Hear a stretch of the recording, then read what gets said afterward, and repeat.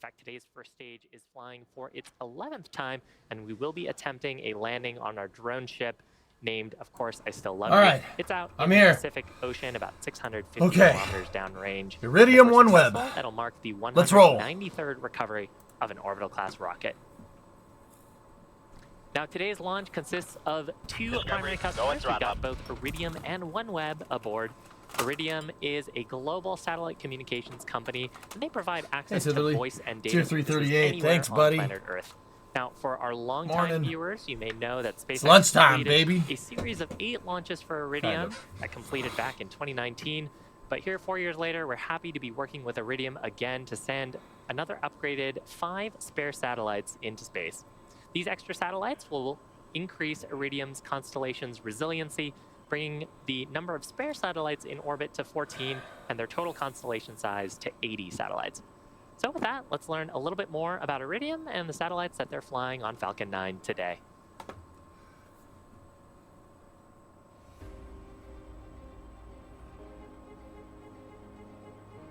Innovation. That excites. Wait, no. Versatility. Prestige. Safety. Worldwide. Resilience. Okay.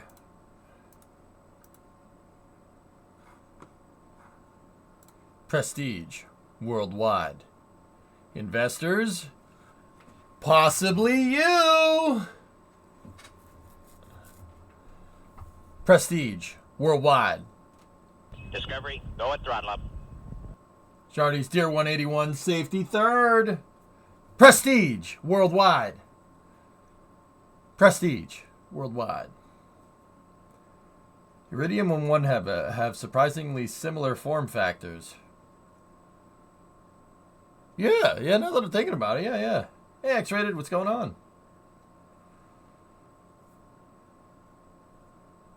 Leaving to go pick Geek up. Yeah, cool boy, we figured it out. Yep. World. Prestige. Wide. Prestige worldwide. Prestige. Worldwide. All right, we're caught up. Yeah, we're caught up. Now, OneWeb is also a main customer on today's mission. Today's launch will actually mark OneWeb's 19th overall and their 4th launch with SpaceX. Once these 16 OneWeb satellites on board the second stage deploy, they'll bring their constellation to 634 satellites in total. Now, among these 16 satellites, there's also a special demonstration satellite named JoeySat. It's going to test an innovative beam hopping capability, allowing satellites to switch the direction and strength of signals based on customer needs or demands. Here's some extra information about OneWeb and the payloads they're flying today. Another launch. Discovery, go at throttle up. JD, go OneWeb, go fog. Think for a moment about what connectivity brings you. Is it helping you manage or grow a business, stay in contact with family and friends? Is it giving you or your family access to education or to a doctor? Is it opening doors for you to a world beyond your horizon? Of course, for many of us in big cities and large and established communities... Is it opening doors for you to fix your automobile? Yes. Yes, it is. From connectivity flows a better quality of life, new horizons, and greater opportunities. And bajillions of dollars in profits. Everybody can experience the benefits of connectivity. This is the OneWeb mission, to bridge that digital divide, to serve businesses and rural communities, to further scientific understanding and collaboration. And we're doing this by bringing high-speed broadband internet from space to places where this opportunity was previously unimaginable. Every customer connected via the OneWeb network has their own story. All of them are united by one thing: gaining the power of connectivity and the independence or sense of community that can bring. OneWeb-19 with SpaceX will fly 15 satellites into our LEO constellation. In addition, a 16th satellite will be included that we have called JoeySat. JoeySat is a demonstration satellite which incorporates several features sets to be included in OneWeb's next generation constellation, including beam hopping technology, hence the name Joey. This satellite has been developed alongside our partners at SatixFy through our Sunrise program, funded by the European Space Agency and the UK Space Agency. We can't wait to see it in space. Go OneWeb. Out of OneWeb, Iridium, and Starlink, which one's better? Now we're just about T-minus 5 minutes away from our launch Never attempt used today. any one of those services. Next major milestone will actually be for the transporter Roo. erector. You can actually make it out on your screen. It's that truss-looking structure to the right of the vehicle. On the TE, we've got clamps around the top of the second stage. Yeah, Zeno. Yeah, that's right. That's right. Actually, call out there on the loops that we're pressing this is for great, man. Matt strong must back be over the retract. hill. So the strong back is another way that we refer to the transporter erector. We're going to be opening up the clamp arms around the top of the vehicle, and then the transporter erector will begin to recline away from Falcon 9. Now, the TE is actually what we route the propellant loading and electrical connections to the vehicle with, and it's actually how we also raise Falcon 9 into this vertical launch position. And as we get to the T-0 mark, the ground hydraulic systems will pull the TE away even further, clearing the way for Falcon 9's liftoff. Zeno, the Iridium infomercial reminded me of Prestige Worldwide from Step Brothers. And see, the funny thing is that people think I'm making a joke, but if I'm understanding how the Iridium CEO works, that is done that way for a very good reason. If I'm understanding that right, you know what I'm saying? Stage, and then Prestige the sooty bit below that is Falcon 9's first stage. Now, the first stage is connected to the launch mount at the very base of the TE, Yes, but you are the transporter erector is a hinge I love structure that and guy. retracts That away guy's from the the vehicle best, in man. preparation for launch. We've actually begun the Stromback retract sequence. Yep, Strongback's You can moving see back it to beginning to 87. pull away from the vehicle there. That'll complete just under T-minus 3 minutes. Azzy, what are we launching today? So this is... Taking a quick look at propellants, we are fully... This is, there's a couple of different batches of satellites on here. There's Iridium-9, which is a spare operational set of Iridium satellites. Iridium satellites are satellite phone sats and other forms of connectivity. Now, Iridium started out as a satellite phone company, basically floating cell towers, right? That was like way back in the 90s. Iridium's the original low Earth orbit satellite. I almost said low Earth orbit, right? Okay. Low Earth orbit satellite constellation. They're launching the last batch of their Iridium Next satellites. Those are low Earth orbit at around 1,200 kilometers, if I'm understanding. If I saw that infographic right. It's still early and I haven't had coffee yet, so. The other satellites that are on board are OneWeb satellites, which is another internet satellite constellation provider. OneWeb is trying to bring connectivity to underserviced areas. The ironic thing is that OneWeb is literally in competition with Starlink, and SpaceX does not give a frick. They will launch their competition stuff into space to make a more competitive market, which I actually think is like very Chad tier. That is that's very cool. Yeah, Smuck, it's Vandenberg. She's a little foggy. It's alright. How high is the cloud bank? I wonder if Starship ever goes there. Would it peek through the layer? It almost might. Who do you think will win the second Moon Lander HLS contract? Aerodad, I haven't read enough about it to be able to give you a good educated guess. Except, I think it's going to be a more conventional lander. Not like Starship. Yeah, I know, AP. It's absolutely Chad tier. We're just clearing Okay, there was the ground gas closeout coming out of the TE. We only saw it for a second because they switched to this other camera, which has a absolutely smashing view. You can see this cloud right here. That's the ground gas closeout, meaning that the second stage is fully fueled and ready to go. Second stage is the last thing that they fuel up. So we are about 65 seconds out here. For today's launch attempt. A contract's a contract. You damn right. Falcon 9 is in startup. How do you think these two Falcon companies 9 paid has for this transitioned launch? into startup. Weather is Profits, looking good. man. Range is ready to support. Next Low major Earth orbit global milestone telecommunications will is be- a trillion-dollar industry, potentially. Well, And yeah, I'd say trillion. Market cap's above trillion, looks easily. like we have the Plenty of clock room and for other tell. I believe I constellations, heard dudes. A launch abort was called. What A up, launch Moose? abort is not necessarily a bad thing. Hold. at the point that we are underneath T-minus 60 seconds. They stopped at 55. Falcon or the ground team can call an abort if they see something that doesn't look quite right. So we're going to listen in to the loops a little bit here, see if we can find out more. Yeah. Bear with us a moment. Okay, they stopped at T-minus 55.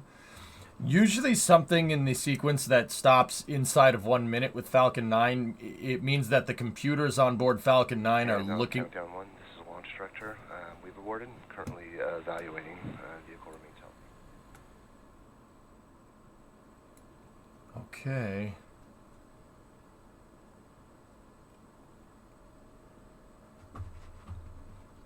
The LD says they're evaluating, so that means that no one called a manual hold. It means that the computers on board the rocket see something that it doesn't like. The computer is configured for a certain set of parameters for launch. All the systems on board the rocket have to be within the set of each parameters for the individual system. So like temperatures, pressures, stuff like that. Sometimes even electrical signals or even meteorological stuff. If Falcon 9 does it, if Falcon 9 finds one of those things isn't in nominal parameters, it will just be like, nope, not doing that. Nope, not launching. So because the launch director said that they're evaluating it, that means the computer found something that it didn't like, and the launch director team right now is trying to figure out what that is. Depending on the severity of what triggered the abort, we might see another attempt today or we might not. It recycled to the 15-minute countdown point, basically reverting back to that point. It's all insured, Razzie. Why is it so foggy? That's Vandenberg. Vandenberg has a really crazy marine layer in the mornings, guys. And then when the sun comes up, it'll just evaporate all this. The rocket is scared. He can't see more than 15 meters in front of him. You know, Smock, that might not be that far off from what actually is going on. I mean, Zeno, you were saying the marine layer might be a little bit too much. I mean, they've launched in the fog before, but we did have an abort. I'm not sure what the launch window is. I had Shiva muted when he said it. Sorry, fellas. So cool to see the truck running last night, EJ. Congrats. Yeah, after this, I gotta go to the auto parts store. I gotta get more. Transmission fluid. We put 2.5 quarts in there. That transmission takes 8. That's probably why it wasn't moving. Yeah. Hey, Smoked, what's going on? Yeah, that transmission was basically bone dry.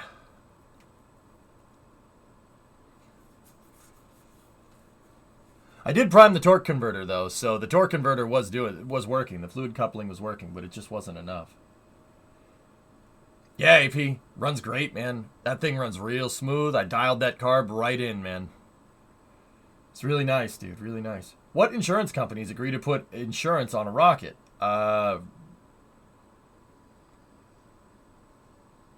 Honestly, any insurance... Hey, welcome back, folks. Now, if you've been following along, you know that we had an abort called just under the T-minus 60-second mark. The launch director called out an abort, but the ground teams are still investigating what happened there.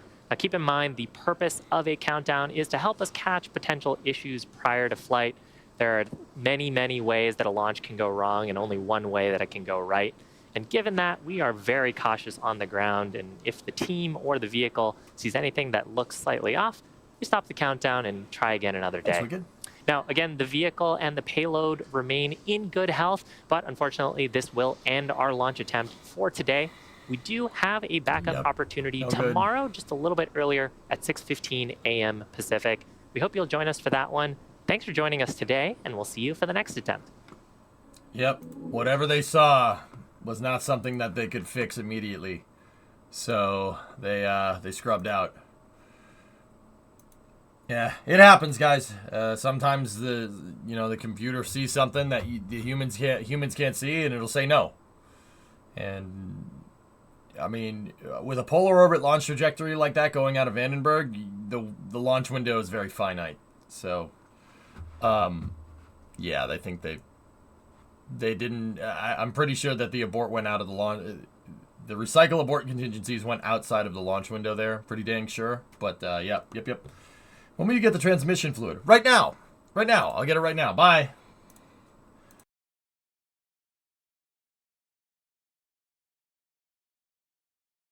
I'm just kidding. I'm back. So what happened to the tapered part? Hooded. Basically, I wasn't sending it hard enough. I got that part on there. We have the Pitman arm and the drag link all working correctly. It's all cotter pinned out, all torqued to spec. We're good. It worked until it pumped all the fluid into the pan.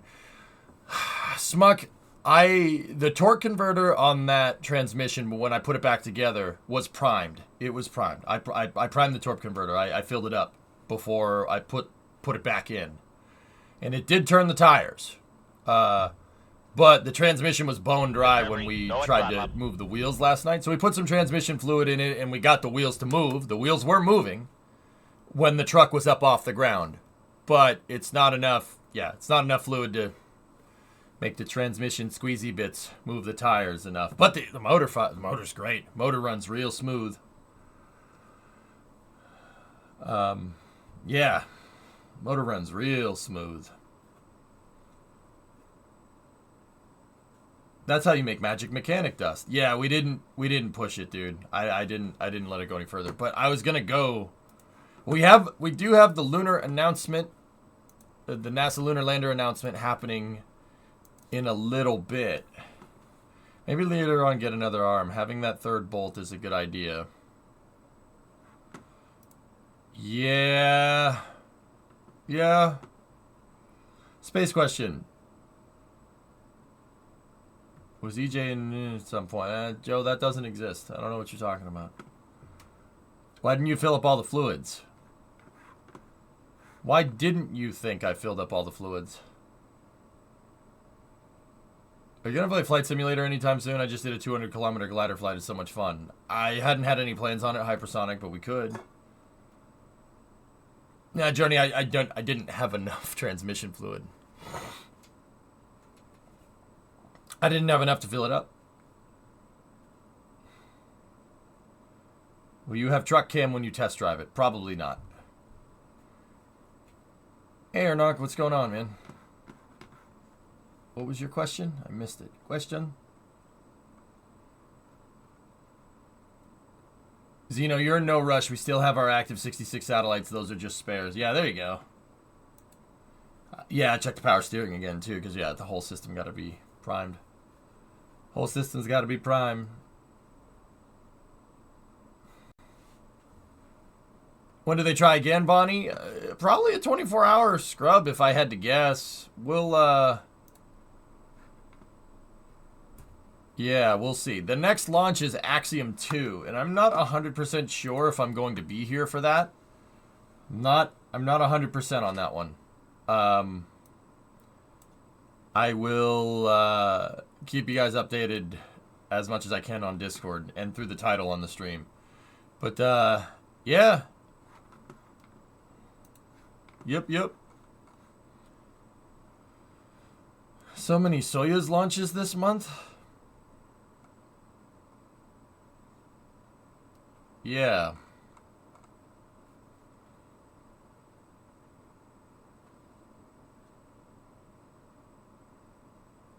Yeah, Weffer, we did good, man. We did good. Yeah, dude, the spark on the battery, that's nothing. That's just arcing from the lead to the terminal. Not a big deal. Yeah, as long as there's nothing explosive next to it, it's fine. We'll be rewatching last night's launch or no? Yeah, Smoke. What I'm going to do a little bit later when the NASA lunar lander announcement happens, I'm not 100% sure when that is going on, but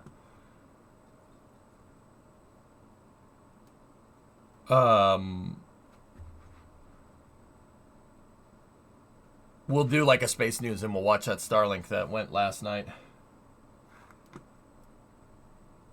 Bonnie, okay, I know I'm not that chatty here, but I've been following you for a while, like your content. Thanks, Bonnie. I appreciate it.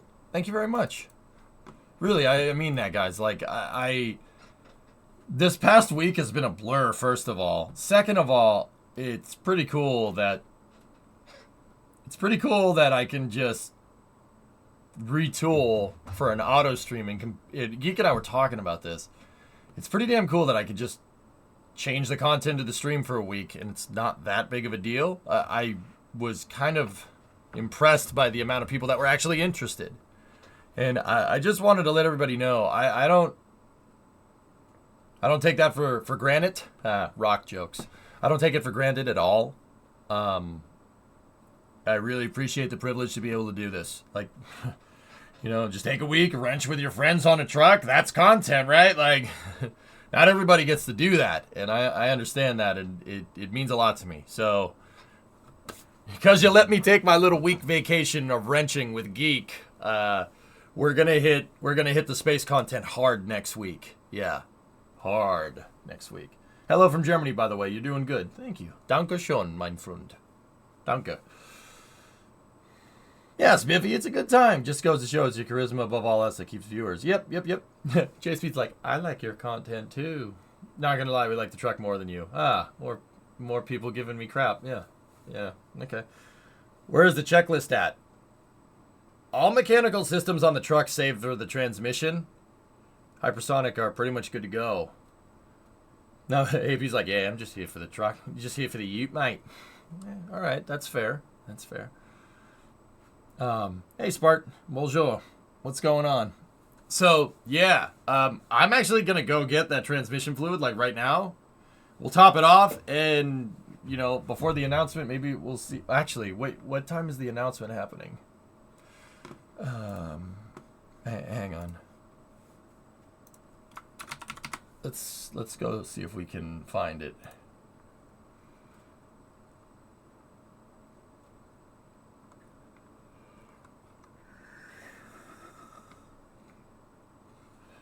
Ça va.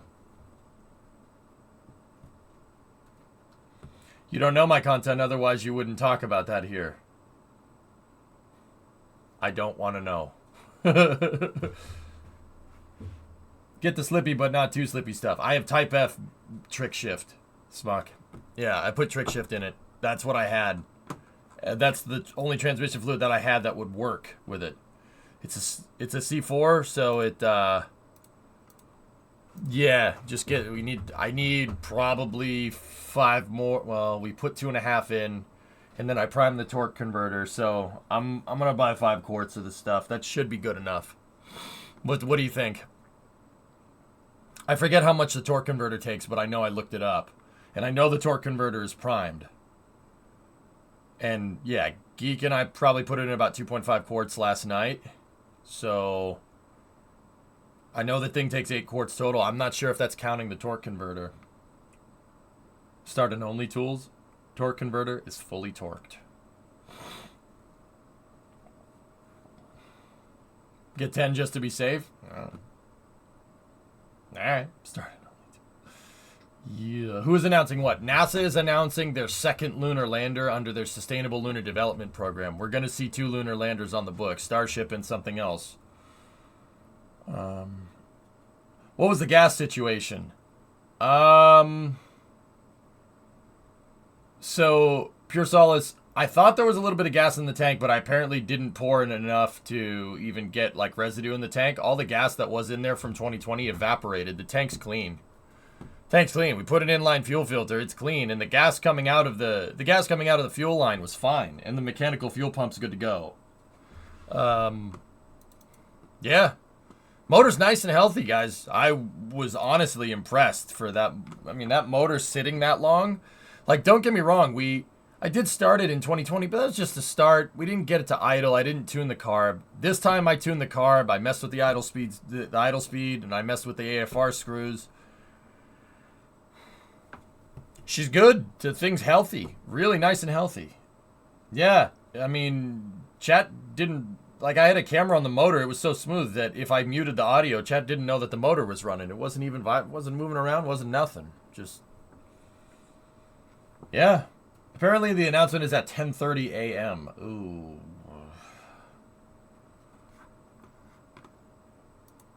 Yeah, we still got to do that, don't we? What motor's in the truck? It's 302. It's a 302 from a 1979 Ford truck. Nothing real special. Crappy heads, stock cam, stock low end, 2-bolt mains. It's not anything wild yet. What size converter? Stock. It's the stock converter. Smuck, like I said, it is the entire stock drivetrain out of a 79 F100. Like, my uncle, when he had the truck, there was a state police vehicle, Massachusetts state police vehicle that he bought at auction. It was a totaled 79. Took the entire everything out of it and put it in the 59. Yeah, it's right now everything's bone stock C4, bone stock converter, bone stock low end. The only thing, I dressed it up a little bit and put a 4-barrel on it, and that's about it. It has a 650. It has an Edelbrock 1405 650 CFM carb, an Edelbrock Performer dual plane intake manifold, and some Ford Racing valve covers, and I put headers on it. I put block hugger headers on it with let's see, I think it's 2.5 OD or no 2.5 ID shorty headers, and then I have 2.5 OD 2.5 OD, and then I have 2.5 OD exhaust going to two Flowmaster flow monsters, and then it dumps right before the rear axle. Bone stock. JSP, I have a feeling that we might put a little more pep in the step of that engine. EJ likes his 70s motors like his ramen. Bone stock.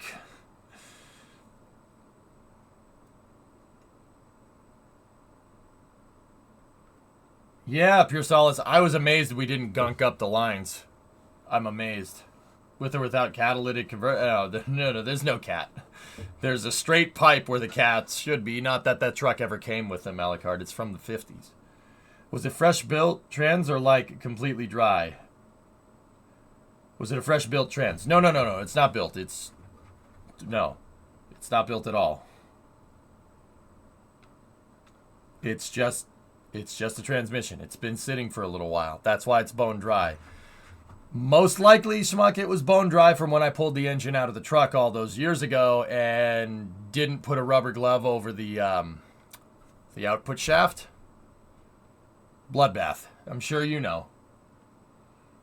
100 shot of nitrous when the motor is low compression because it's from the 70s AP, maybe. They see, they didn't even know what a catalytic converter was. Yeah, pretty much. Was it the one you dropped? Yeah. It's a C4, Panta. It's not a big deal.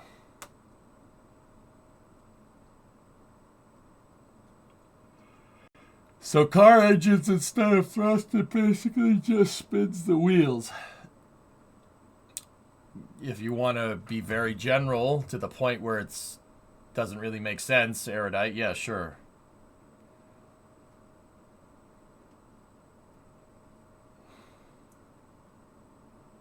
Yeah, it's not boned. Exactly, Smuck. Yeah, it's probably just not primed, that's all. Like when I first shifted it, we had the wheels up off the ground. When I first put it into drive, the wheels were like, maybe I should go forward now, and then eventually they started going. So, yeah, it's not like bone dry, like freshly rebuilt. I didn't just dry run a transmission, right? I know there's fluid in there.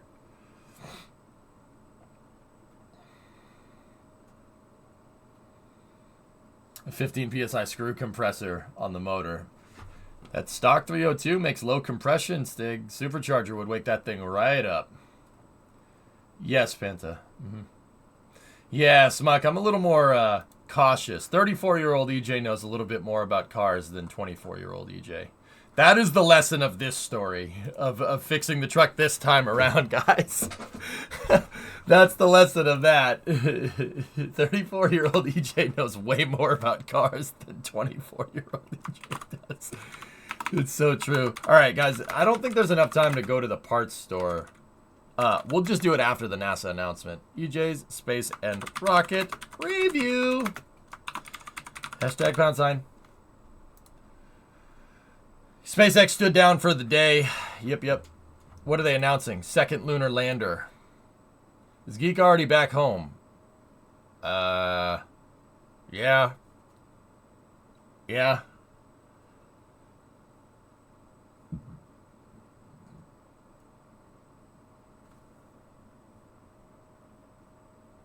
So was that a guess with 2 less fuel? Or an official statement? In what regard, Bonnie? What are we talking about? Sorry, I'm carrying like 3 different conversations and I need coffee. I thought Geek was from Massachusetts. No, Geek's from Pennsylvania. Well, I hope you're smarter now than before. You only get smarter every day if you work on it. Because if you ain't getting smarter, you're going in the other direction. That's why you should always learn something new, dudes. Always. You can always teach yourself more. This thing has insane capacity. There's a lot of disk space up here. Fill it. Seriously, a lot of disk space up there. Look at me. I've done a pretty good job cramming this thing. Yeah, Geek was helping us this week, dude, and I can't thank Geek enough, man. I've known him for a good while, but yeah, we never hung out in real life until Tuesday.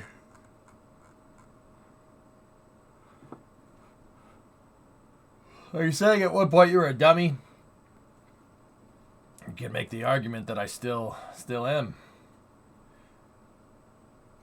Ask for the launch breakup. Oh, it aborted because, well, we never got a reason, but the auto sequencer found something it didn't like.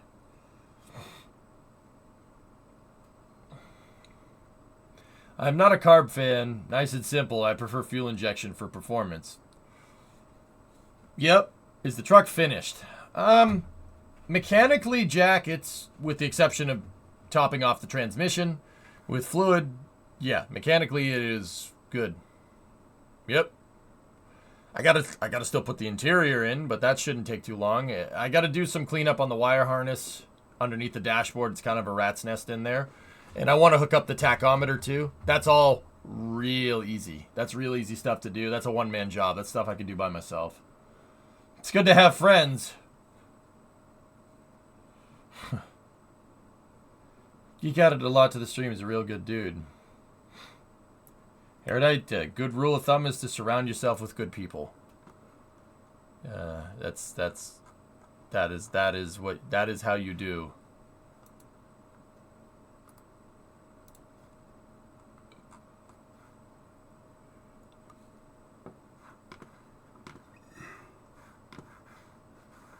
Oh boy, here come the summit links. Robert, what's this, dude?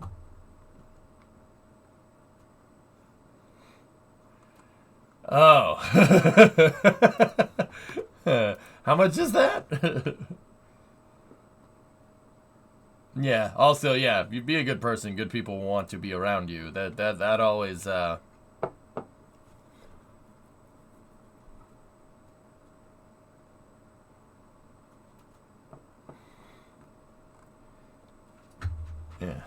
+1 for that kid.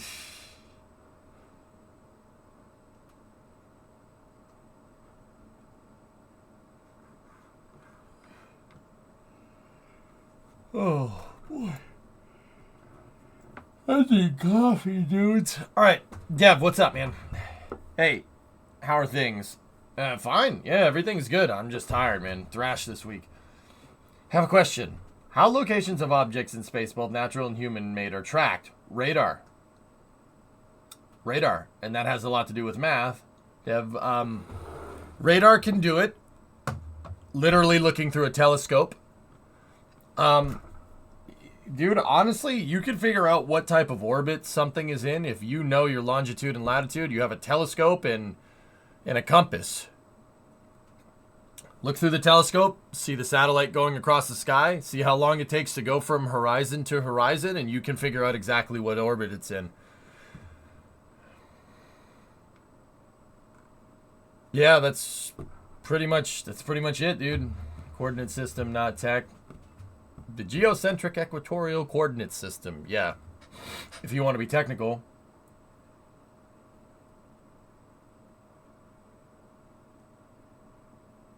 What is the origin of math in space? Oh, I missed that last part. Dev, you're going to have to excuse me. Didn't get much sleep. Here. I can't probably explain do good more like right now. But here, let me get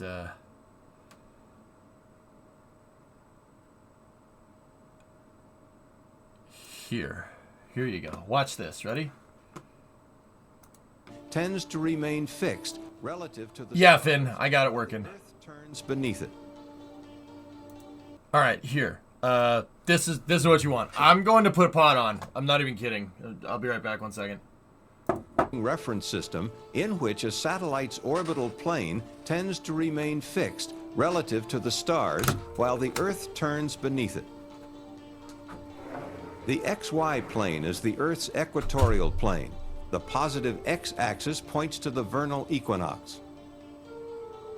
This is the point where the sun appears to cross the Earth's equator on its way north on the first day of spring each year. The z-axis is along the Earth's spin axis toward the North Pole. Nodes are points in a satellite's orbit which intersect the Earth's equatorial plane. The ascending node is the point at which the spacecraft crosses the equator going from south to north. The descending node is where the spacecraft crosses the equator going from north to south. The line joining the two nodes is called the line of nodes. The orientation of an orbit is determined by 3 orbital element angles. The right ascension of the ascending node is the angle between the x-axis and the ascending node. It is always measured eastward from the direction away from the vernal equinox in the Earth's equatorial plane.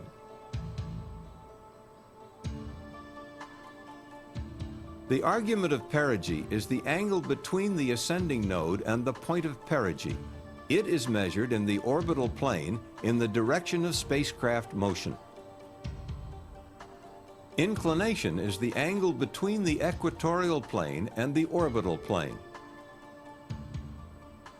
A satellite which has an eastward velocity component at the ascending node has an orbital inclination lying between 0 and 90 degrees.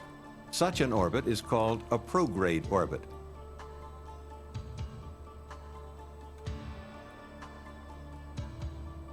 A satellite which moves due north at the ascending node is in a polar orbit. Polar orbits have an orbital inclination of exactly 90 degrees. A satellite with a westward velocity component at the ascending node is in a retrograde orbit and has an orbital inclination between 90 and 180 degrees. The 5 orbital elements explained thus far describe the size, shape, and orientation of the orbit in space. The final element is a time value used to locate the satellite in its orbit. A satellite moves in a very predictable manner. It stays on schedule. Thus, if the time at which a satellite passes a particular point is known, the time when it will pass any other point can be determined. See, that's what I'm talking about. That's how like amateur astronomers can figure out what satellites are in what orbits. You could literally just watch it go across the sky, and you could figure out exactly what orbit it's in. Pretty cool, huh? Not sure if you've already commented on this, but what do you think about the news of North Korea trying to launch a spy satellite? You think they can do it? It's possible, Keen. Yeah. This sounds like Bill Nye the Science Guy show. Christian, that's,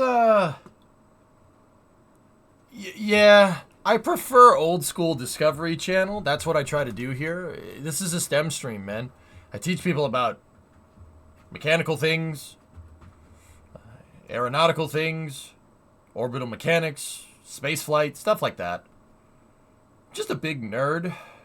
Yeah, that's really what it is. Just trains, yeah, just a big nerd. Yeah, and I like to talk with people about engineering. It's cool stuff. Like, don't get me wrong, like, we don't get too hardcore into it, but we could if we want to, you know. I've gotten into a space kick the past couple of weeks. Do you do KSP? So, Christian, a little bit about my KSP resume here. I've been playing KSP since 2012. I have 15,000 hours in Kerbal 1, and probably, I don't know, since KSP 2 came out, probably like 500, something like that. Somewhere in there. Yeah. Yeah. Oh yeah. Kerbal is my main game that I play the most. So, yeah, dude, play a lot of KSP.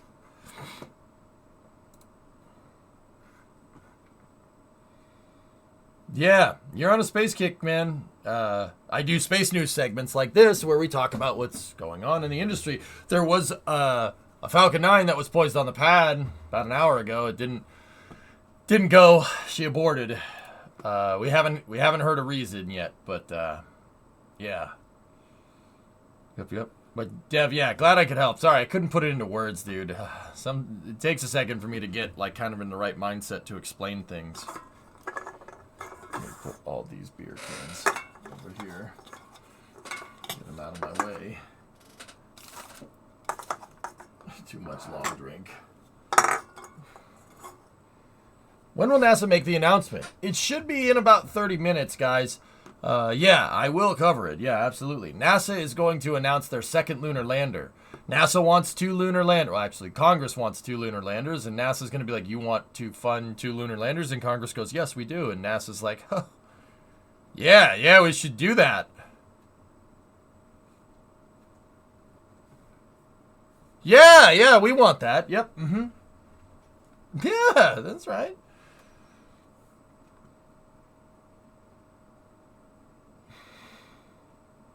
Looks like your background is your actual desk. I know. Pretty sweet, right? So yeah, I'm trying to see if we...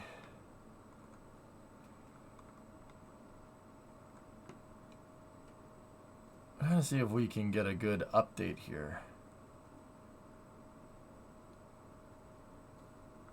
Sorry, just took a call. Give me a moment. All right.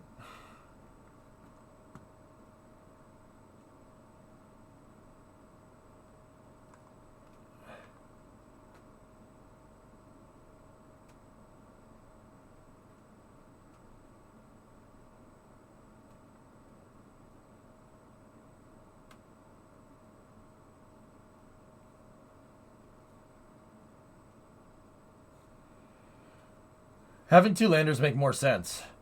It's pretty good. All the other companies bidding must have lobbied NASA pretty hard. Yeah, Pacey, I still will say that is a that was a very good move.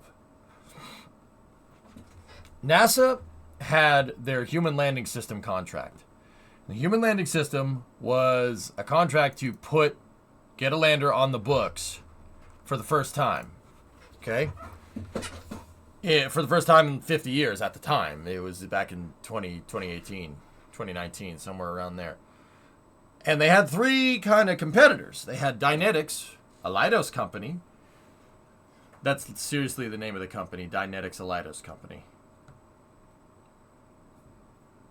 I guess Leidos really wants to let you know that they're the parent company. Anyway, so it was the national team, Boeing, not Boeing, Lockheed Martin, Northrop Grumman, Blue Origin, and Draper had a lander. They kind of all worked together to make one lander. And then there was SpaceX with Starship. NASA requested a certain amount of money, right? They requested something like $2 billion for a human landing system a little while ago. Like this was 2019, right? And Congress said, $2 billion for a lander? We're kind of busy right now. We'll give you like 200 million or something like that. Yeah, $2 billion. No, you can't do that right now. We're busy arguing about stuff. Par for the course. And NASA said, all right, fine. So then what NASA's lawyers did was they changed the contract to say that you could privately fund the lander. You could put your own funds towards building a lunar lander. And you could use that to lower your bid. As long as you committed in your proposal for a lunar lander, as long as you committed to supplying, like say your lander is going to cost $4 billion to make. If you pledge like $2 billion and then you bid $2 billion for a $4 billion lander, you could basically privately fund the lunar lander if you want. NASA made the amendment because they got shorted by Congress. So, when the time came to pick a lunar lander for the Artemis program, NASA picked SpaceX. They picked Starship. And Congress immediately flipped out. Literally the day after, Congress had a meeting about how, oh, we need 2 lunar landers. Oh, we need 2 lunar landers. Now, why? Well, I think that NASA picked SpaceX knowing full well that other defense companies would lobby said politicians to get another lunar lander on the books. And that's exactly what happened. That's exactly what happened.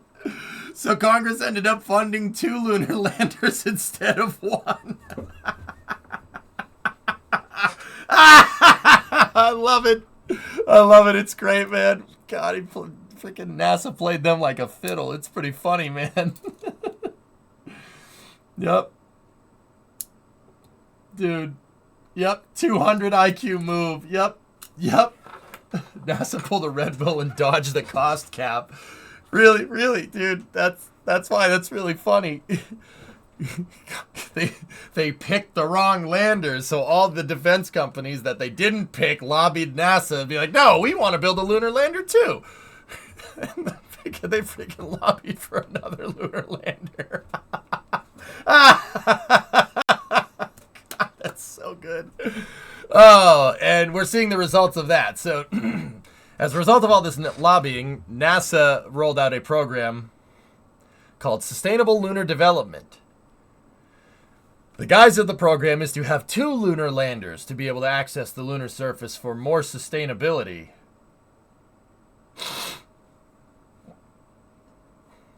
More sustainability. So the Sustainable Lunar Development contract announcement comes out today, and I'm very curious to see who they select. I have a feeling. I have my projections, but we'll see. We'll see. It's pretty damn fun. Yeah, sustainability. Sustainability. Discovery. Both the national team and Dynetics have posted lots of lander-related job postings this week. GravShark, I think it's going to be the national team. I think that NASA wants the most vanilla lander they can find as a redundancy to the absolute insanity that is the Starship lunar lander. Guys, I got to remember, when NASA picked Starship for their lunar lander, that is grossly over-engineered for what NASA needs. NASA needs something that can maybe put like a small rover down there, maybe a small base, you know, and then send people to and from the surface. Not a lander that can literally do all of that in one shot. That is outside the scope of what NASA's mission is. Now, don't get me wrong. Just because it's outside the scope doesn't mean it won't do the job that you tell it to do. Starship will have no problem landing a couple people down on the moon. Easy peasy. Dude, it could land an entire space hotel down on the freaking moon. 100-ton lunar lander. It's going to be just fine. But you're not going to need to do that every time. Okay? You don't need to do that every time. If you already brought your RV to the campground and you want to go back to your campground, you don't need to bring another RV to get to the said campground, right? Your RV is already there. So, what I think NASA is kind of playing for is having a Starship land down on the surface and literally making that an outpost, and then having smaller landers come to supplement this gigantic lunar base that you have now. So I think that NASA is going to try to go with the most vanilla lunar lander they can, and in that regard, I think they're going to choose the national team. Sorry for the question has probably come up 500 times, but thoughts on the delay between the flight termination system functioning, the vehicle destruction on the Starship test? Smuck, honestly, you dodged a bullet. You dodged a bullet. If you trigger the flight termination system, it needs to terminate right away. That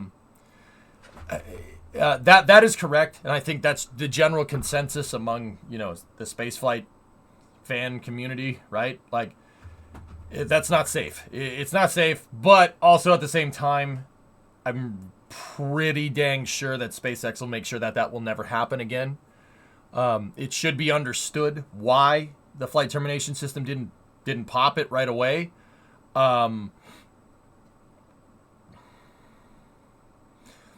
That behavior should be understood, right? Like, you know, if you have a car and the drive shaft is going when you're in drive, you should probably understand why it's doing that, so you know what to fix. Replacing the drive shaft after it breaks is not a good, you know, it's not going to fix the problem. That behavior needs to be understood, and I think SpaceX is working on that, and I don't think that will happen again. With that being said, they did dodge a bullet. Oh, absolutely. Oh, they absolutely dodged a bullet. They got real lucky. Idea: Starhopper derived lunar lander. I'm okay with this. Why build one on the government dime when you can have two at twice the cost? Well, Starship is being majority funded by private things. Elon's putting his own money, or the company's own money, towards it. Well, it's not Elon, it's Gwen. Gwen runs the company. But Elon, yeah, both of them are pretty much in the board at SpaceX, is pretty much in consensus. They're going to privately fund it. You know? The SLS program lands on the moon when SpaceX already has a moon base with active SpaceX transportation. I mean, Journey, that might happen. There might be a universe where SpaceX will beat NASA back to the moon. That is a probable, no, not probable, that is a possible outcome. Sure, why not? But I fail to understand the reason why people see having two ways to get to the moon as like some kind of bad thing. Like, Journey, I'm not saying you do that. I'm not saying you're doing that, but people, you know, everyone's like, oh, SpaceX is going to beat NASA back to the moon. Okay, good. That's good. Because that means NASA will eventually get there, and that means we have two ways to get to the moon instead of one. I don't think there's anybody out there that's going to convince me that that's a bad thing. You know what I mean? But that seems to be the point that people are making, right? Like, maybe I'm insinuating, like, or maybe I'm interpreting too much. Like, maybe I'm looking too much into it. Like, it's like, oh, SpaceX is going to make the moon. NASA's going to be redundant. Like, okay. So, you don't want two ways to get to the moon? Why would someone not want that? This is one of the should have never been allowed to happen to begin with. We both know that. I'm curious who was responsible for cutting corners on the flight termination system design. Smuck, yeah, you're probably right, but also at the same time, we have the benefit of hindsight. You know what I mean? It's easy to point out problems in hindsight, you know, especially with something like this. Like, don't get me wrong, I agree with you. It shouldn't have happened, I'm not going to sit here and run cover for SpaceX either. That should not have happened. Do not let that happen again. You got lucky this time, you know? Just thinking SLS is past tech. I was hoping NASA should be cutting edge. I mean, Journey, just something to consider here. Yeah, I know, I get what you're saying. I get what you're saying, SLS. Oh, SLS is past tech. I understand that. So, okay. I'm not trying to be a jerk. Just hear me out, dude. Hear me out. Okay, hear me out. No, just listen up. SLS is past tech compared to what? Starship? The thing that has never gotten into space. Now, I know that's the argument that everybody makes. You would be stupid to think that Starship is not going to get to space sometime soon, in the near future. Obviously, right? Obviously. But consider the sustainability of spaceflight here. If SpaceX wasn't around, NASA would be the cutting edge. The only reason we know that SpaceX is the cutting edge and NASA isn't is because those two entities exist. And that in itself is more sustainable. That's better. NASA needs to serve as a datum, right? That the commercial market can leverage to say they can do it better and cheaper. The whole reason why Commercial Crew exists, right, is because everybody looked at the space shuttle and said, that's too expensive. We can do it cheaper. And now we have a new baseline for sending people into orbit in terms of like cost per person to get into space, right? That in itself, and this, once again, I fully acknowledge, Journey, that this could be some mental gymnastics on my part. I get it. But that in itself is cutting edge. NASA is funding, inadvertently, this cutting edge market. It's just not being done at NASA anymore, but NASA ends up working with all these companies anyway, so who cares? You know what I'm saying? Like, would SpaceX even be considering a lunar lander if it wasn't for NASA funding? Probably not. Any idea when this announcement is? I thought it was at 10. Supposedly it's 10:30. Isn't Dynetics more reusable than the national team? So why would they pick one where only one is 1/3 reusable? Once again, Creeper, I think they're going to go for the most vanilla option. It's easier to make a staged lander than it is to make a SSTO on the moon that can go to and from Gateway. That's a hard sell. But we'll see. We'll see. Maybe I'm wrong. I say let's land with every working lander possible. I own it. That's where I'm at, dude. That's where I'm at. I have a concern that once NASA goes to Mars and SpaceX goes to Mars, that lunar human base colony progress stops or is even abandoned. No, I don't think so. If you have a plane that can fly across the Atlantic Ocean, does that mean you're going to stop using that plane to fly? You know, if you have a plane that can go from New York to London, does that mean you stop using that plane to fly from, you know, New York to Los Angeles? No. What's the difference? How's the construction of the Mega Bay going? I'm not sure, Minsus, to be honest with you.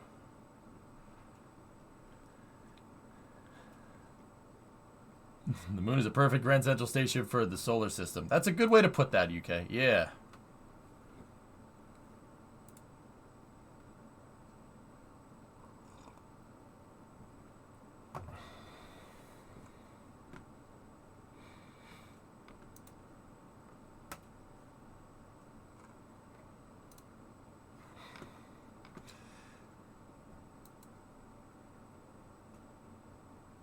So is KSP2 less Bork now?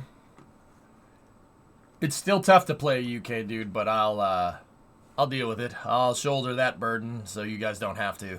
It's not gonna be fun.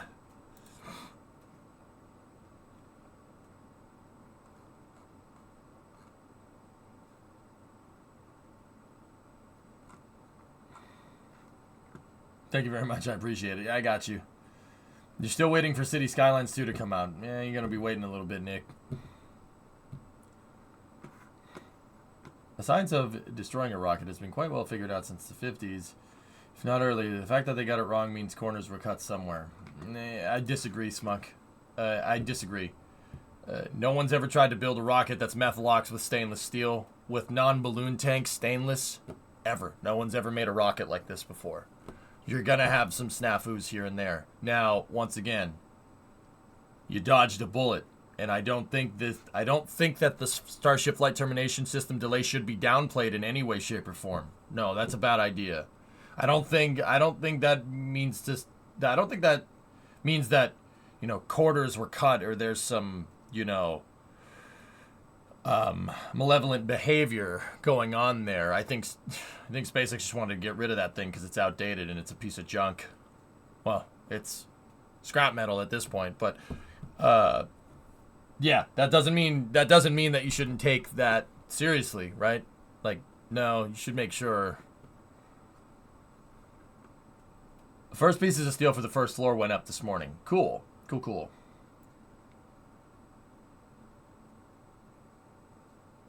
I mean, consider the material science. No one has used 4 mil 30X stainless on a rocket before with fully cryogenic fuels. That behavior needs to be understood. And once again, SpaceX has been doing FTS tests at Massey's, which is a gun range near the launch pad, or an X gun range, right? So they'll get it. They'll get it. Once again, the behavior shouldn't be downplayed. I'm not going to sit here and run cover for it. You hit that FTS button, it needs to go. That's like not having an airbag go off, right? Like,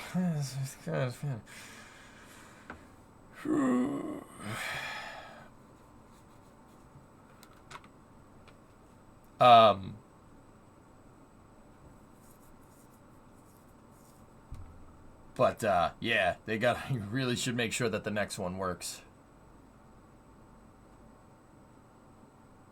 Can I ask what the issue with it being delayed is? Like, why is it such a big problem? Jack, do you want an ejector seat on a plane to be delayed?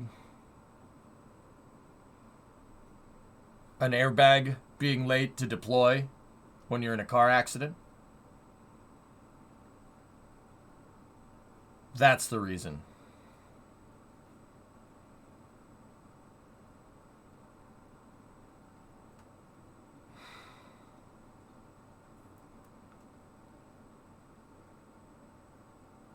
Do you want your brakes to start working a minute after you start pressing the pedal? There you go.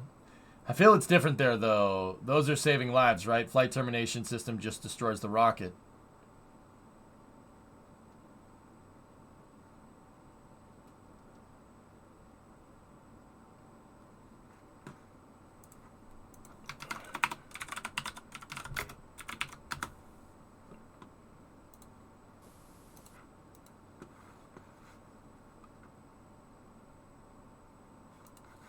And what happens if the FTS is delayed and the rocket does this? Hear me out, dude. Listen. Watch.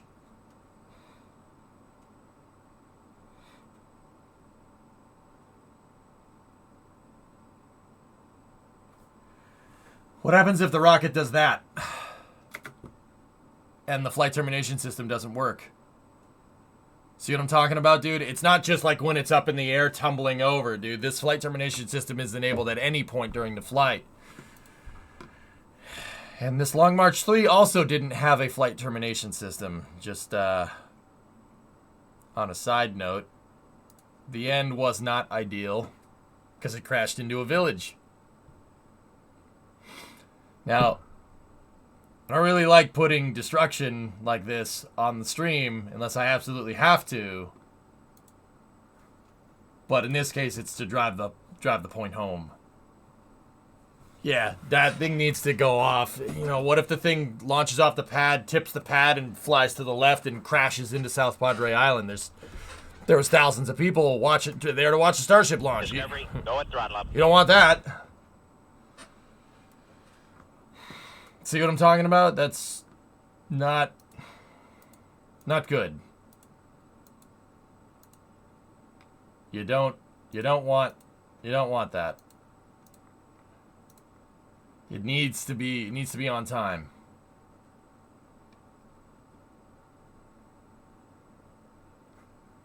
Did you see the engineering footage of SLS that Curious Droid posted? I just saw the engineering footage when it was posting. I haven't seen Curious Droid's video about it.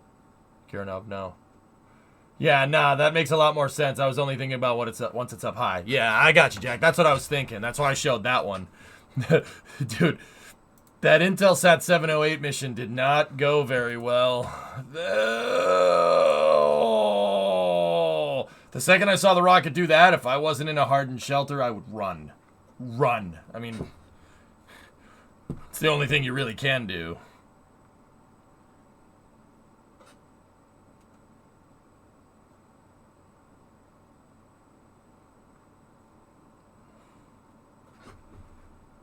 It depends on the rocket fin, but yes, for the most part. Could the flight termination system be mounted internal and not external on the tanks? I wouldn't do that with fully cryogenic propellants, Robert. Plus, I wouldn't put explosives in contact with fuel. I don't think that's a good idea. Why does Russia and China not use the flight termination system? They do? Well, Russia does. Can't say much for our Chinese counterparts, homies. Then there's the Proton launch. Yeah. So did the flight termination system work like a radio signal or something? Because couldn't that be jammed or sent maliciously to destroy the rocket?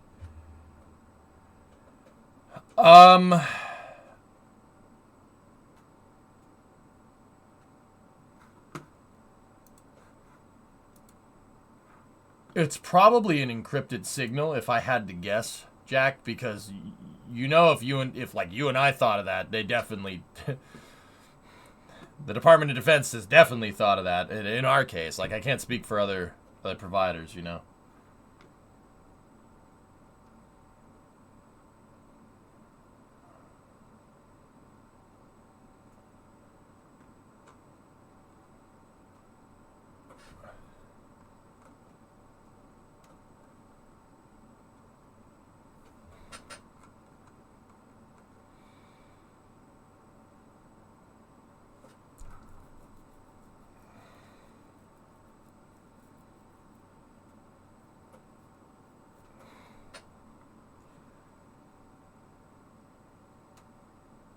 True, but couldn't you still jam signals in the area so it can't be terminated? I wonder if they have a failsafe of some sort. So, Jack, yes, but I'm fairly confident that someone's going to notice you setting up your gigantic radar array to jam a signal.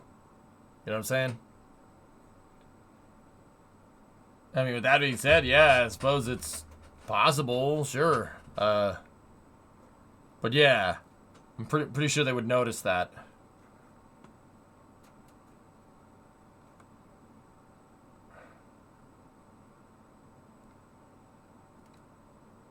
Pretty sure.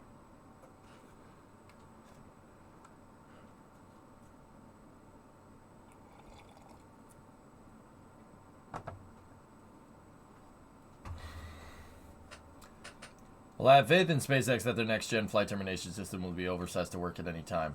Yep. So it's not actual jam? I mean, maybe if you gave them the Raspberry.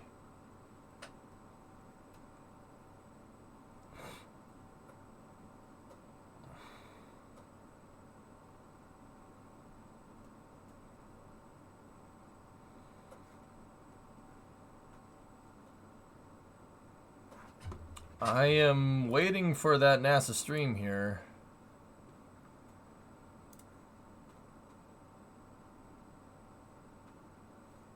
Yeah, it should be in about 15 minutes.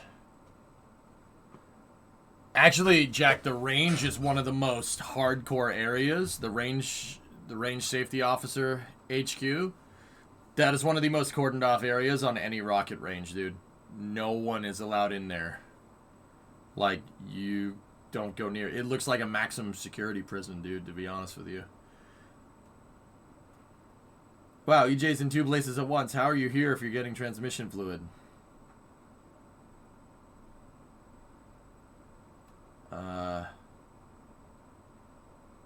I'm honestly too tired to come up with a witty response, Survey Slave, so I'm just going to tell you what happened. The NASA announcement was supposed to be at 10, but they moved it to 10:30, and because it was at 10, I was like, oh, it's close enough. You know, oh, it's close enough to, you know, I'll sit here and just cover the whole thing. Right? And then I'll go get transmission fluid. But they delayed it. I had time. But it's fine. We'll just chill.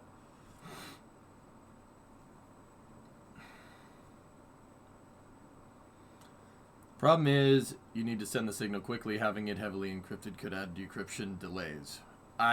You know what, Hillness? That I don't know enough about how that whole system works.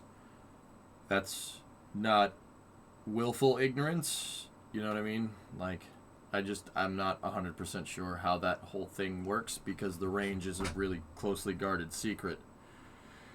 Probably for good reason. So yeah, I don't know. Yeah, maybe. I don't know.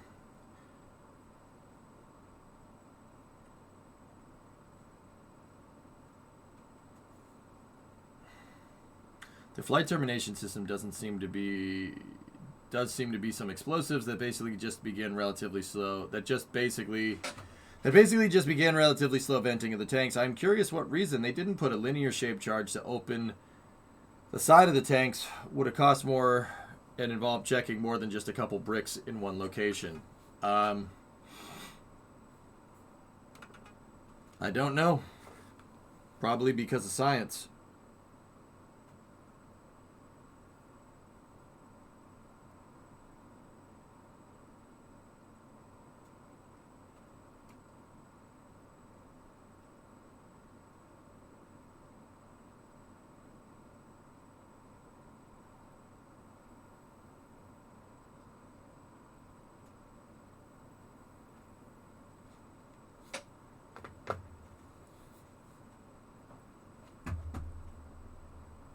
Sorry. Had to answer the phone.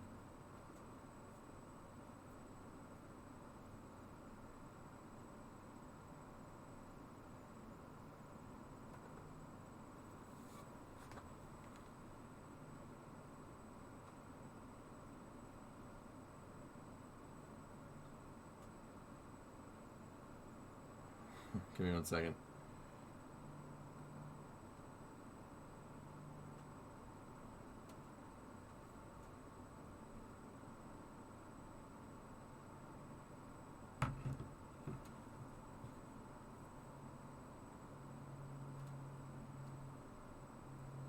So we're just waiting here for NASA's lunar announcement. Should be happening here in about 10 minutes.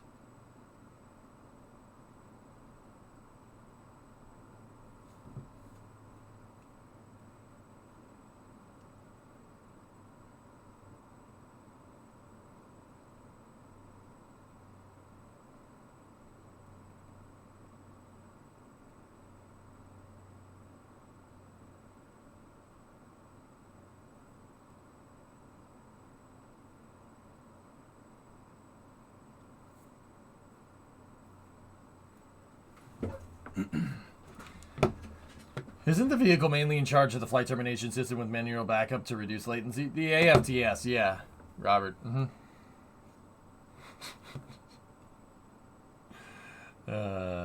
is funny. All right.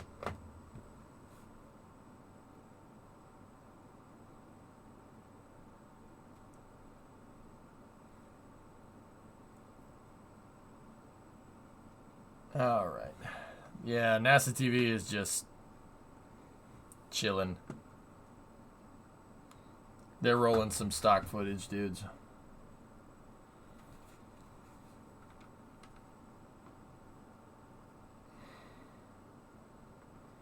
So what are the different lander options? I forget.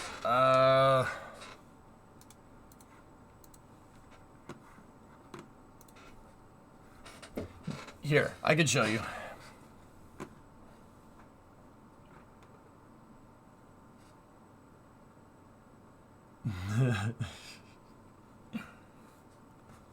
Let's see. Yeah, next step, Appendix P broad agency announcement. Yeah, here we go.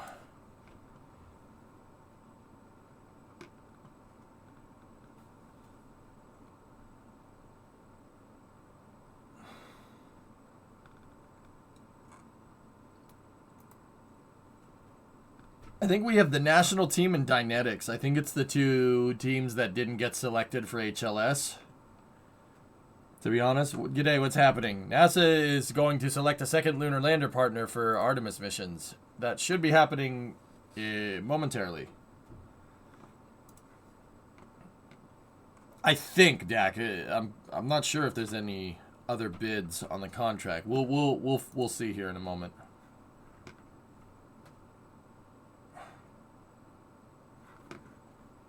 Dak, I would like to get help on an actual answer. People said that Voyager 1 is on its way back to Earth. Is that true? No. No. No, not at all.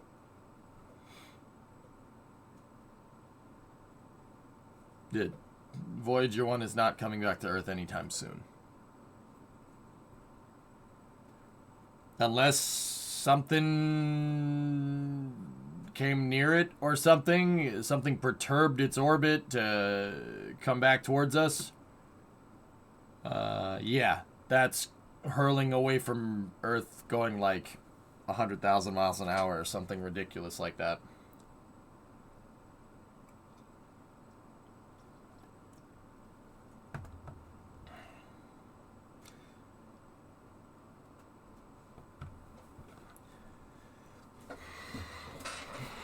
Yeah, Voyager is currently out of the heliopause. It's out of our solar system, which is it's a long way away.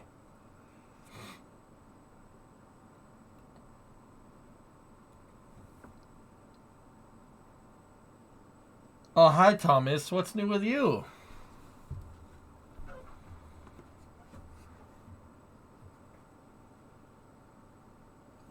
We still have contact with both of them, Dak. In fact, if you go to Deep Space Network now,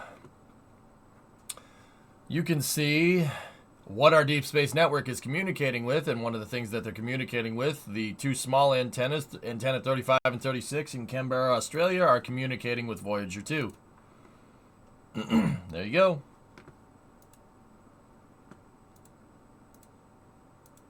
See? They're also... Goldstone 25 is communicating with Parker Solar. Goldstone 26 is Soho. Goldstone 14 is communicating with the Juno spacecraft right now. You can see this in real time. You really enjoyed the stream yesterday, Dragon? Right on, man.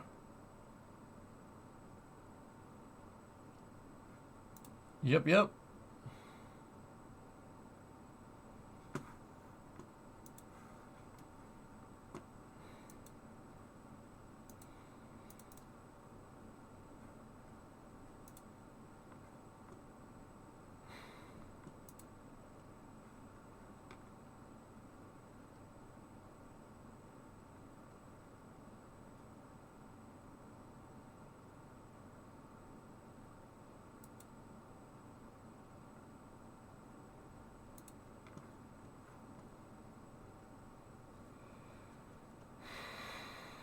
Just a reminder that they're from the 70s. Yep, and they're powered by plutonium. Did you get the wheels back on last night? Yep, all the wheels are on. Watch NASA come out with a steel chair. Give him the chair!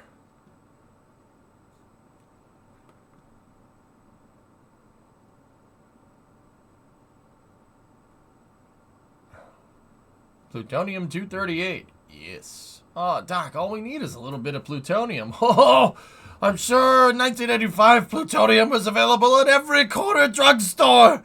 But in 1955, it's a little hard to come by. Marty, I'm afraid you're stuck here. What time is the HLS announcement?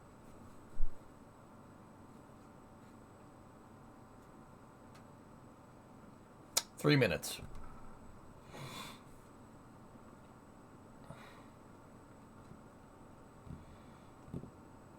When will then be now?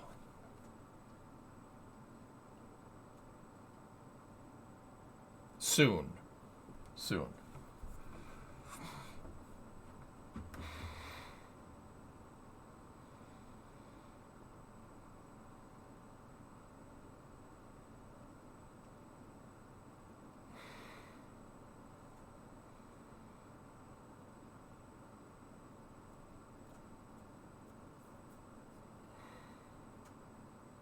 Still cold in your area? No, not really.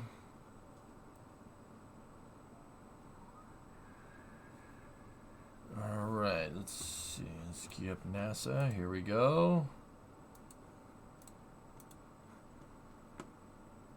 There we go.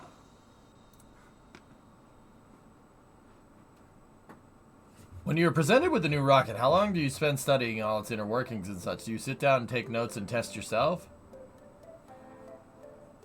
I don't understand the context of that statement, Keem. What are you talking about? Like, if I built a rocket? If I built a rocket, I would be damn sure that I would want to know how every single system worked on that. If I'm putting my name on it, I want to know how it works.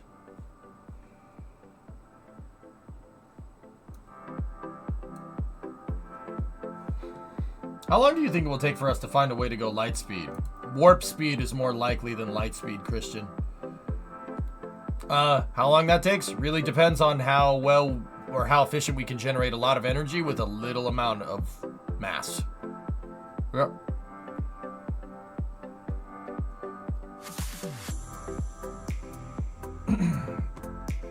Do I do prep work for the streams? Dak, you really want to know what my prep work is? My prep work for the streams is just getting a quick introduction on any potentially new topics. I do a lot of learning right here on the stream. You guys watch me learn stuff all the time. And in return, I teach you things that you probably didn't know. Or if you did know, whatever, hopefully I'm entertaining. Like, prep work is seriously just looking around different space news outlets, so like NASA Space Flight, Space News, stuff like that. And basically kind of knowing a little bit about said subject matter that, you know, knew, like, that whatever pertains to related news, like knowing about lunar landers. Like, I gave that spiel probably about 30 minutes ago about, you know, the lunar lander story up until now with the HLS program and sustainable lunar development. That isn't anything, if anybody follows the space program, that isn't anything that they didn't know, but they know now. Like, so I kind of give a general introduction here, and now, in about, I don't know, should be in the next couple of minutes here, we should hopefully learn something new. Thanks, Tara. Thanks, Tara. I appreciate that, man. Thank you. We worked hard, man. Any new rocket in general. I mean, Keen, you know, the people that are operating the rocket should know about every moving part. More or less. Like, not one single person knowing everything about different parts. There are delegated mission tasks. Like, flight directors, guidance directors, flight termination system, range safety officers, guidance, control, and navigation, or GNC. Guidance, navigation, and control, flight dynamics. Yeah. Your mission control team should pretty much know about every moving part and how it works.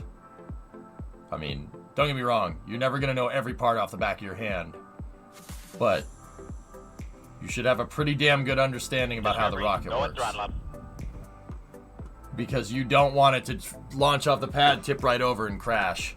Hey, Dad Joke, welcome back, dude. Prop, yeah, oh yeah. Propulsion, propellants, oh yeah. Gotta know all that. It's really important to get that right. The better you understand your vehicle, the more successful it's going to be, Keenbop. And that's true for any mechanical system. Watching the HLS announcement? No. I wanted to watch American Gladiators. You guys want this or Gladiators? Gladiators? Yeah, I agree.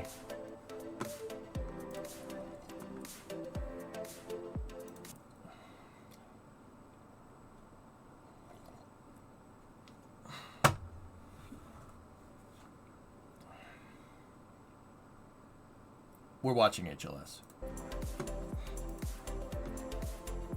Yeah, Tara. Spraz, well, what if I did a nanoscale tattoo of all the systems on the back of my hand then? I'm sure on some planet that would be very impressive, but your weak link is, this is Earth.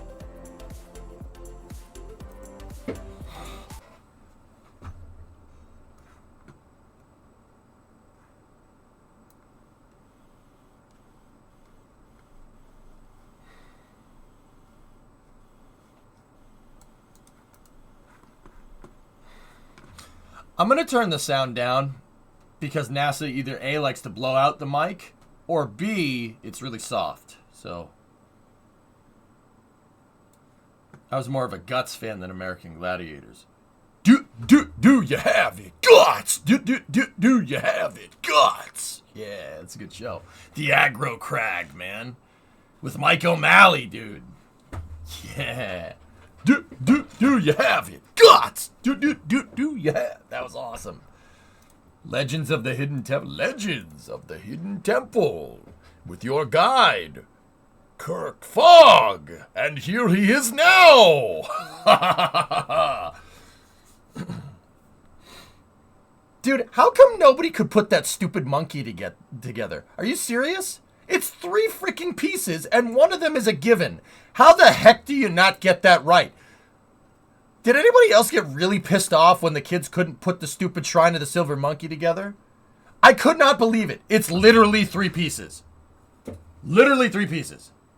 It has feet, a torso, and a head. How do you screw that up?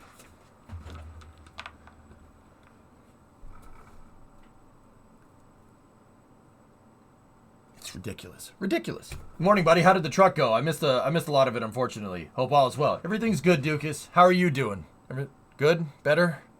The truck runs great. Just need to top off the transmission. Transmission doesn't have a lot of fluid in it. It was spinning the wheels, but not enough. I need to, after this announcement, I'm going to go get more transmission fluid, and we'll top it off, and then I'll see if it moves. I was always yelling at the TV. Dude, me too. Unbelievable. I'm like, what? How are you not going to put that together? It's 3 pieces, man. Oh. Jim's like, I have no idea what you're talking about. It's this game show that was on Nickelodeon in the 90s, Jim. There was literally, so like, it was this supposed to be like an Indiana Jones style, like American Gladiator show, right? And like at the end, you had to run through a temple that was kind of like Raiders of the Lost Ark, right? And one of them, you had to put this shrine together. And this, hold on. And there was only 3 pieces, and kids always got it wrong. That's the short story. It was frustrating to watch. This isn't, though. I'm NASA Press Secretary Jackie McGinnis. Let's roll. And thank you for joining us to announce who NASA will work with to develop a human landing system for the agency's Artemis 5 mission to the moon. NASA issued the solicitation for the lander, known as Appendix P, in September of 2022 as part of the ongoing development of advanced space exploration technologies, capabilities, and concepts. We're joined today by NASA Administrator Bill Nelson, Jim Free, Associate Administrator for the Exploration Systems Development Mission Directorate, Lisa Watson-Morgan, Program Manager for NASA's Human Landing System, and we'll also hear from a company representative before answering your questions. But first, I'll hand it over to Administrator Nelson. Well, thank you very much. I am so happy to be here. Good morning, everybody. Just over 2 years ago, NASA announced that SpaceX would build the human landing system to deliver the first astronauts to the lunar surface. It's been a half-century since we were there. We held a robust competition for the first landing, and SpaceX is making good progress. We have big goals for our Artemis program. About a mission a year to the lunar surface for stays for our astronauts up to 30 days. And today's announcement is about maintaining that cadence. It's about maintaining our excellence as the world's top space program and to maintain that for generations to come. It's about maintaining collaboration with our industry partners who will enable generations of explorers and pioneers to live and work on other planets. So we're here today to make an exciting announcement about a second lander award. An additional different lander will help ensure that we have the hardware necessary for a series of landings to carry out the science and technology development on the surface of the moon, and that what we do on the surface of the moon is in preparation for us to go to Mars. I've said it before, we want more competition. We want 2 landers, and that's better, and it means that you have reliability, you have backups. It benefits NASA, it benefits the American people. These are public-private partnerships. It's the new way that we go to the moon. It helps NASA share the risk, the technical risk, and the financial risk, the cost, to enable, at the end of the day, mission success. This new lander will be built and operated according to NASA's sustaining lunar lander requirements, which, needless to say, when you put astronauts in that environment, those requirements are vigorous. Those capabilities include docking with Gateway, the mini, some call lunar space station. It includes increased crew capacity. It includes transporting more cargo for science and exploration on the moon's surface. And so today, we, NASA, announced that Blue Origin and partners Lockheed Martin, Draper, Boeing, Astrobotic, and Honeybee Robotics will build a human landing system to deliver NASA astronauts to the lunar surface. For the Artemis 5 mission, NASA's SLS rocket will launch 4 astronauts to lunar orbit aboard Orion.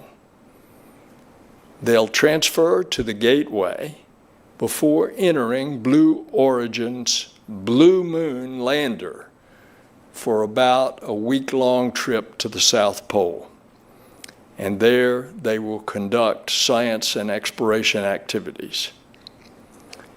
Our partnership will only add to this golden age of human spaceflight.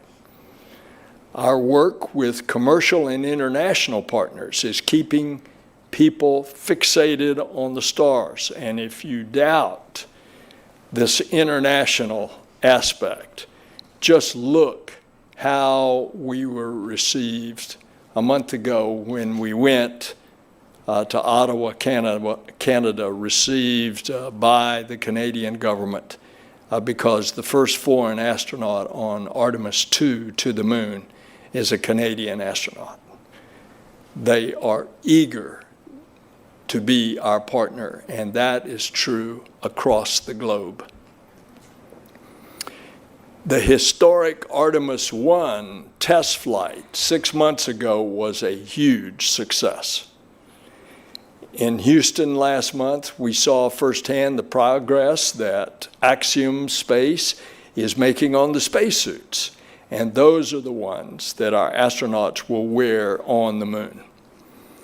SpaceX is working hard on their Starship and lander, which will deliver the first woman and the next man to the surface. Discovery, go and throttle up. I've asked, and I still ask, Jim Free every day how we are doing on the schedule for Artemis 2, and he assures me that we are on track for the fall of 2024. And with today's announcement, we are making an additional investment in the infrastructure that will pave the way to land the first humans on Mars. It's an incredible moment in spaceflight history. Voice crack. It's been 61 years since President Kennedy's words reverberated through Rice Stadium and made their way into the history books. Now, we know the first part. Quote, "We go to the moon in this decade and do other things, not because they are easy, but because they are hard." But he continued, "Because that goal will serve to organize and measure the best of our energies and skills, because that challenge is one that we are willing to accept, one we are unwilling to postpone, and one in which we intend to win." And the others. Our shared ambitions now are no less lofty than when President Kennedy dared a generation of dreamers to journey to the moon. And so today, in this golden era of exploration, the Artemis generation, NASA chooses to return to the moon together with our commercial partners, with our international partners. And together, our work will pave the way for astronauts to one day venture to Mars. Jackie?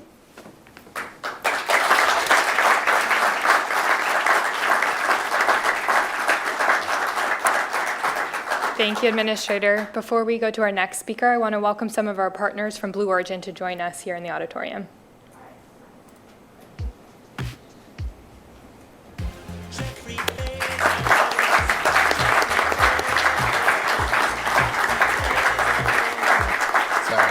I had to. That wasn't them, that was me.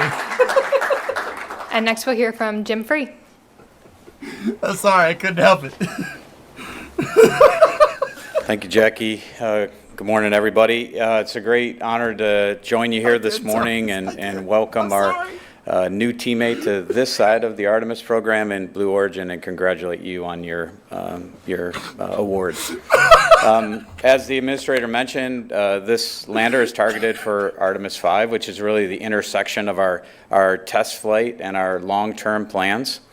But I'd like to kind of talk to you about the other missions and then talk a little bit more specific on 5.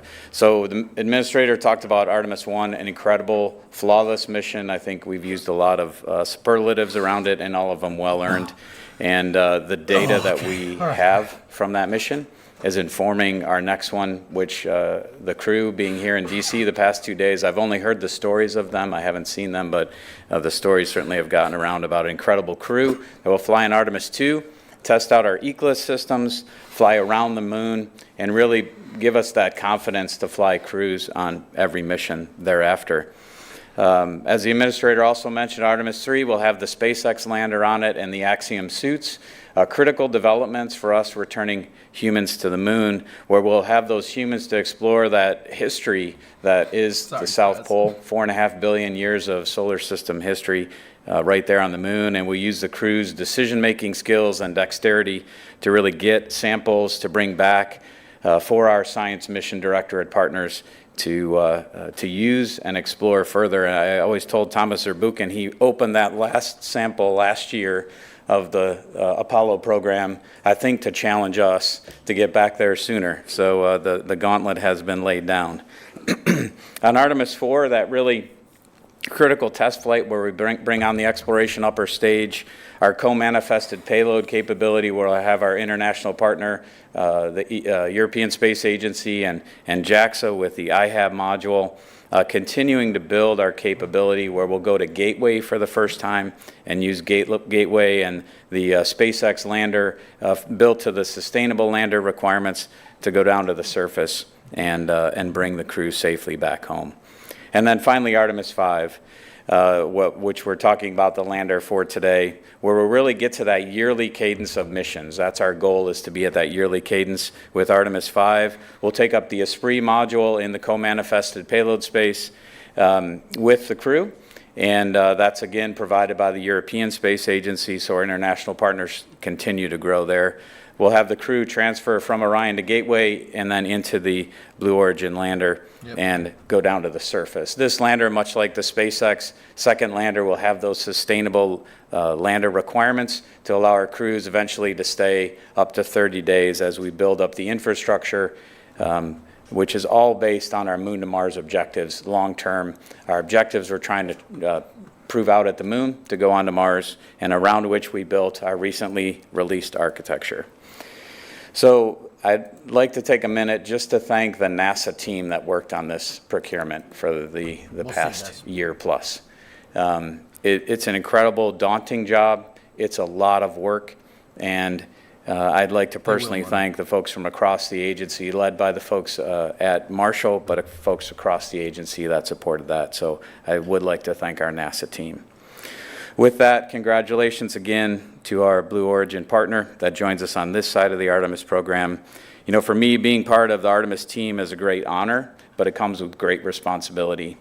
I hope that you share that honor today, and I look forward to you sharing that responsibility in the future. With that, let me turn it back over to Jackie. Dude, that guy has pinstripe suit. Hell yeah. See that guy with the pinstripes? What a champ. Thanks, Jim. Now we'll hear from Lisa Watson-Morgan.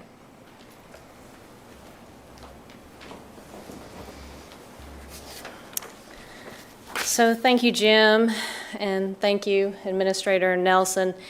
It really is just the culmination of so many months. It's so exciting to be here. So much work, with all of our cross-program entities with Orion and SLS and the ground system at KSC, Gateway, Suits. It's really a pleasure to be here and to really see us take this next step. So today's announcement, it is an important and exciting next step for the Human Landing System program. And now we will have 2 providers, and providing that competition that the administrator talked about earlier. It also helps us with a more diversified industrial base, and that will help us advance innovation in the future. And that's really part of the American dream. I'm grateful for the continued strong congressional and stakeholder support for the Human Landing System program. It shows that they're with us, that we're all together as a nation as we approach our return to the moon. We are really excited today to be working with Blue Origin and all of their partners. We definitely have confidence in them and their approach. They have a very exciting architecture with a reusable Blue Origin lander and a Lockheed Martin cislunar transporter, as well as lots of other contributions from their other partners. With 2 lander Pathfinder test flights scheduled in the next few years, I really look forward to working with them on how all that testing is going to help contribute to the overall development and our mission success. Shuttle pilot. And our teams will soon perform a kickoff where we get together, we get to dig in deeper to all the details and the plan, and that will get us started on the execution of the Artemis 5 mission.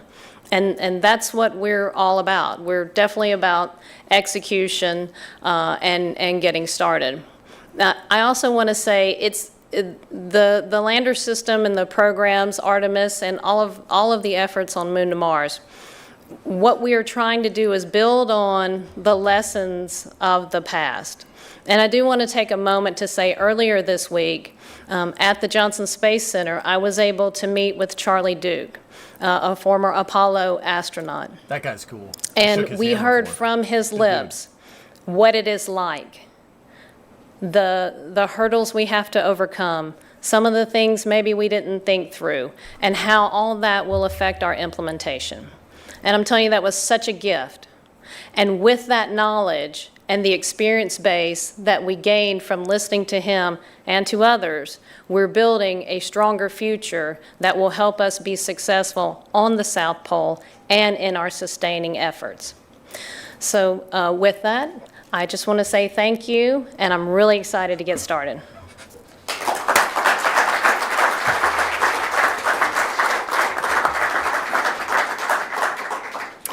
Thanks, Lisa. Next, we'll hear from John Caloris, Blue Origin's Vice President for Lunar Transportation, who will be overseeing lander development and is joining us virtually. John? Good morning, everyone. Thank you again for this incredible opportunity. On behalf of Blue Origin and the national team, I want to thank NASA personally. We're very honored and humbled to be part of this incredible experience. We're looking forward to participating on Artemis 5, and we're looking forward to working together. This national team has been working together for a number of years, and we're really maturing our efforts now, and we're very excited about the Appendix P effort. The Blue Origin Blue Moon Lunar Lander is configured in 2 configurations. The first configuration is a crew configuration that will be able to land 4 astronauts anywhere on the surface of the moon, day or night. That'll be the first mission that we fly as part of Artemis 5. This vehicle can be configured for a cargo landing mission able to carry up to 20 metric tons in a round-trip reusable configuration, or 30 metric tons to surface to form the foundation of habitats and other permanent infrastructure. As part of the national team, we're very fortunate to have Lockheed Martin, who's building the cislunar transporter. The cislunar transporter will provide refueling services from low Earth orbit to NRHO and the parking orbit of where our lander is located. Along with the team is Draper, who will be doing GNC, navigation, and also our training and simulation. We've also brought new members to the national team, Astrobotic, who will be doing our cargo accommodations, Honeybee Robotics, who will be doing our cargo offloading capability, and Boeing, who will be doing our docking systems. So once again, thank you very much. We've been working very hard for this day, and we're looking forward to working together. And we want to also give thanks for the incredible effort during Appendix H, and how Appendix N and working together with NASA was able to get all the competitors together and ready for Appendix P. Thank you. Thanks, John.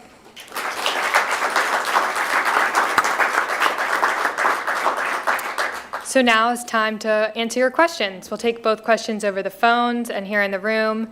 If you'd like to ask a question on the phone, just a reminder to please press *1 to get into the queue. First up, we have a question in the room from Joey Roulette with Reuters. Thanks, and congrats to Blue Origin. What's the value of the contract, and how much money is Blue Origin putting into it? John?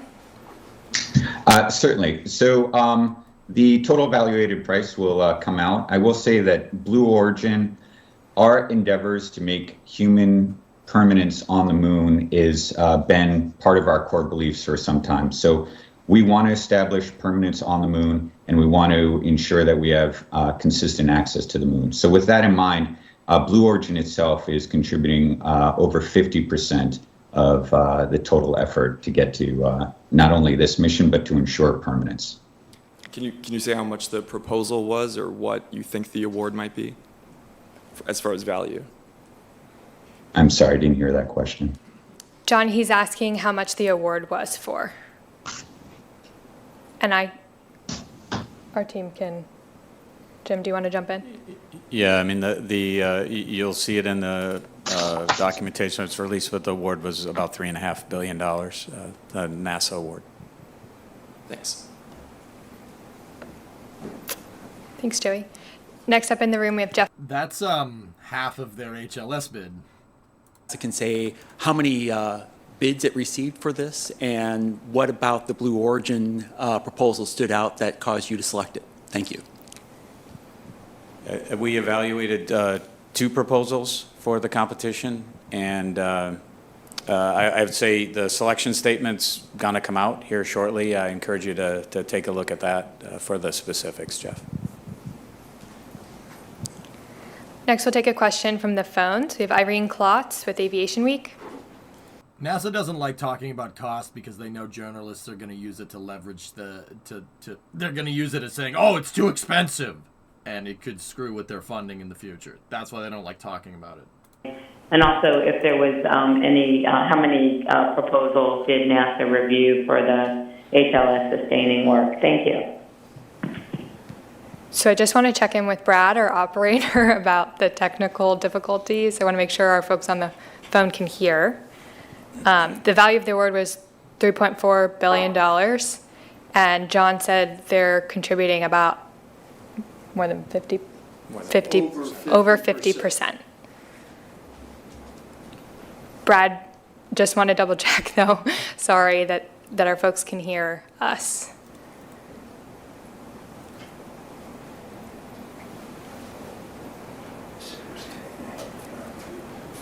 Okay. Guess none of that's going. Next, I'll take a question from the room. Michael Sheets with CNBC. Thank you very much. I believe this question is best for NASA. Still on the contract value, I want to make sure I understand correctly, because previously Blue Origin had said that they would be willing to fund up to $3 billion themselves. So am I understanding correctly that this is effectively a $6 billion combined development effort? And secondarily, is the Artemis 5 mission still planned for 2029? Thank you. So, Yeah, so it is. We're still planning Artemis 5 for 2029, and the award was just over $3.4 billion, and I think it's Blue Origin's. They've given you the 50% number. They can be more specific on the total dollar value amount. John, can you care to comment on that one? Yeah. Hey, Mike. So that's correct. Blue Origin is contributing well north of $3.4 billion as part of this effort. Thank you very much. Thanks. We'll take our next question from the phones. Eric Berger with Ars Technica. It's going to be a hum. Yeah, hi. Thank you very much for doing this, and congratulations on such a big day. I guess my question is about NASA's budget priorities. You know, we saw a great flight of the SLS rocket late last year, and so that's getting to be flight proven. And now kind of a long pole on these lunar landings is the actual landers. And it seems like your budget for lunar landers is about the same as the rocket over the next 5 years. And so I'm just wondering, you know, Administrator or Mr. Free, you know, do these budget priorities really reflect the urgency necessary in sort of getting to the lunar surface? Because, you know, the rocket's there, and then the lunar landers are still have a long way to go. Thank you. Bill, gonna get on that. You see him get up? I've never seen him get up that fast. Both the Congress and the Office of Management and Budget have been very generous with us in making sure that we have the landers and that we have 2 landers. That has not been an easy task, but I want to give the shout out to both of them. They recognize that that's what is needed. Now, if I understand your question, is that provided in our budget? The answer is yes. And I think the announcement here today, where the successful bidder is putting in over 50% more skin in the game than what the NASA contract, fixed price contract is quite significant. And it underscores the fact that this public-private partnership, that we go back to the moon, is in fact working. It's worked in the first instance, as I said at the outset of my remarks, with SpaceX.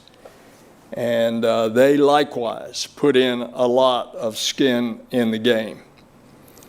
And that mission for the first lander is proceeding on schedule. And likewise, in the announcement of this award today, you're seeing a similar situation that would clearly indicate the wisdom of this public-private partnership. Thank you. Take our next question from here in the room. Thank you. I'm Rokuda for Japanese National Newspaper Asahi Shimbun.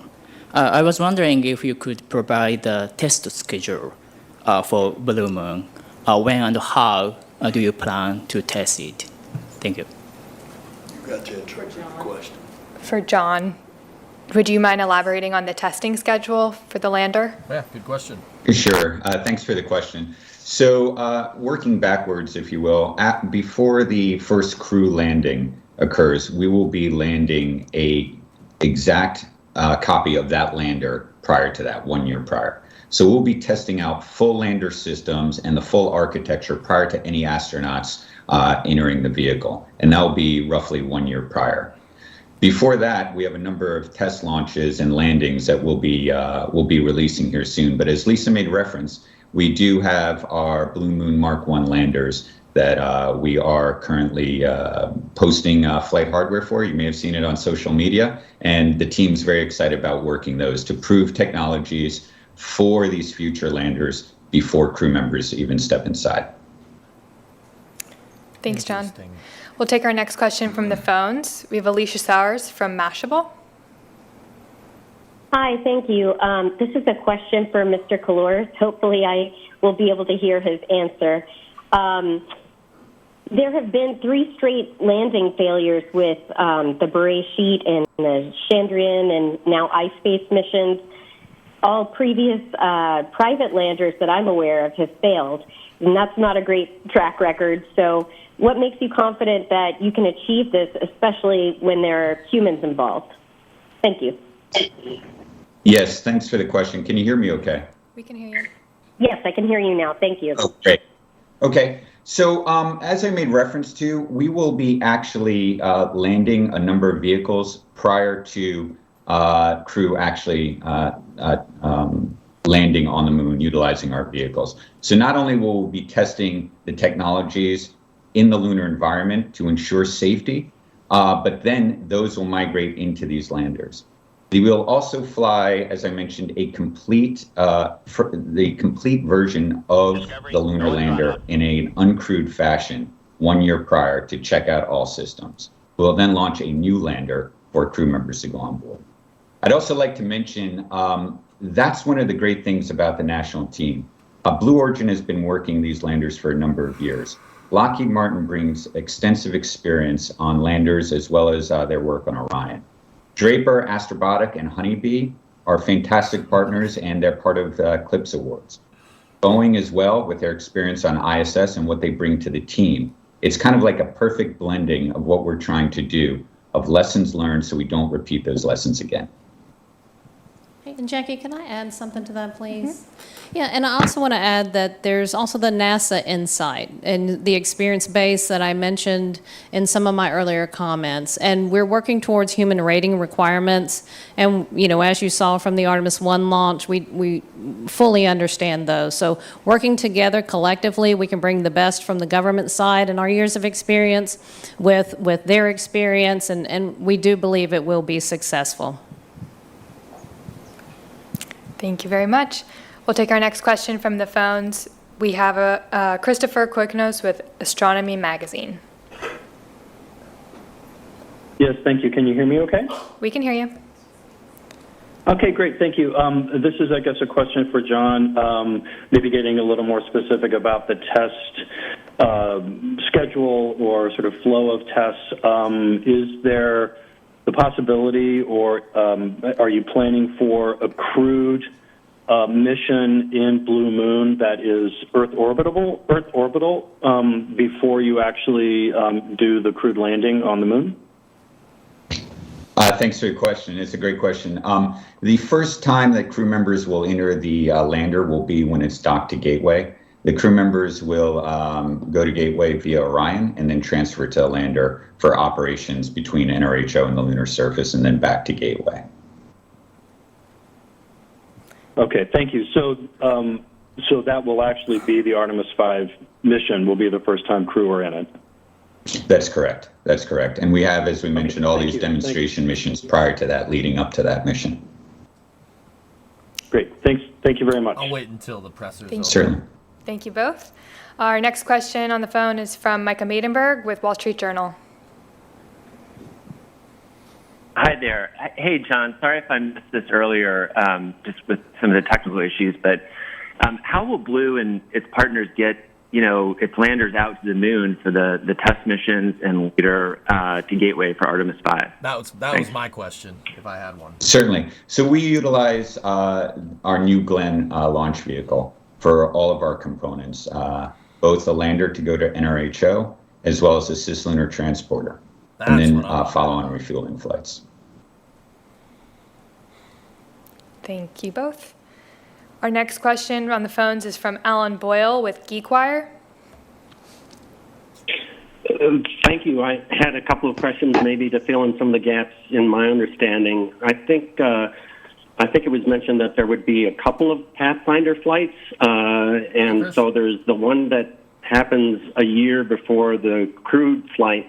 And I think previously Blue Origin had talked about how this was perhaps going to land in the vicinity of where the crewed landing might take place, and it might be possible to send some cargo that could be used during the crewed mission.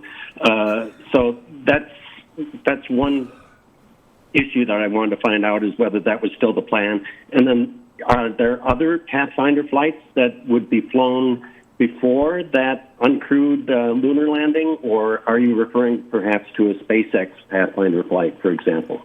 Thank you. What? Yeah, thanks for the question, Alan. So, this will come out as part of the award, but Blue Origin will be landing 2 landers prior to the Mark II lander that will demonstrate single-string operations, avionics, BE-7, reaction control system, etc., to this right now south pole of the moon. Then, after those 2 missions, we'll fly the first uncrewed mission as part of this award in Appendix P.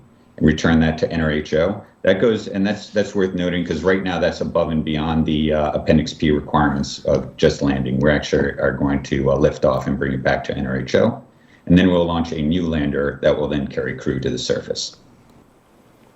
Oh, cool. Thank you. Our next question on the phones is from Bill Harwood with CBS News. Thanks for doing this. Yeah, hi, thanks. John, can you give us any ballpark on the mass of the lander, the Mark II lander that's going to carry astronauts, just to give us a sense of that, and any dimensions you might have off the top of your head to ballpark it? And out of curiosity, what's going to happen to the unpiloted lander, the full-up lander that you test before the astronauts come? Is that simply discarded, or is it in some way, can it be used again? Thanks. Good question. Sure, great question, thanks. I'll work backwards. The first lander could be utilized again. We're right now using that as purely risk reduction so that our efforts are not dependent on that lander, but it could absolutely be utilized a second time. The lander is optimized for our 7-meter fairing of New Glenn. So we specifically optimized height and mass for New Glenn. Nice. And then mass will be part of the release when we get into that because it depends, of course, on which mission and so forth.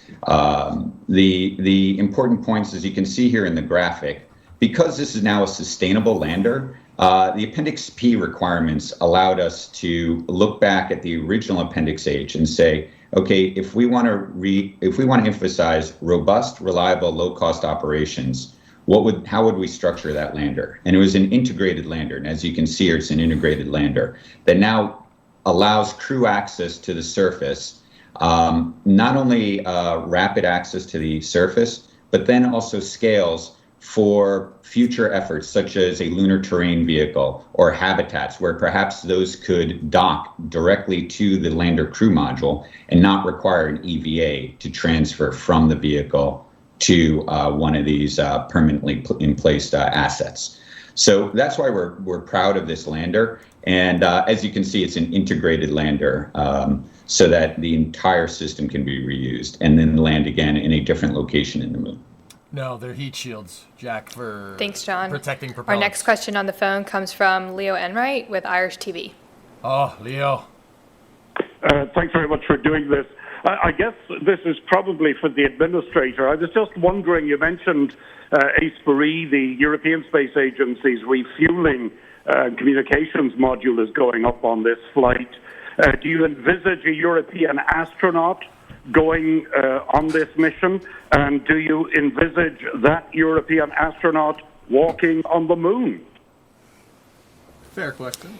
You're way ahead with that question. The Canadian astronaut is going on Artemis 2. On Artemis 3, which is the first landing of the 4 crew members, 2 will descend to the surface. We expect that will be the first woman and the next man to land on the moon. Now, obviously, that crew has not been selected. The crew that's been selected is the one that's in D.C. right now, by the way, to rave reviews as the crew of Artemis 2, which will circle the moon. So when will foreign astronauts join on the actual landing? That's much further down the road. But likely it would not be on Artemis 3 on the first landing. That is expected. The first woman and the first man would both be Americans.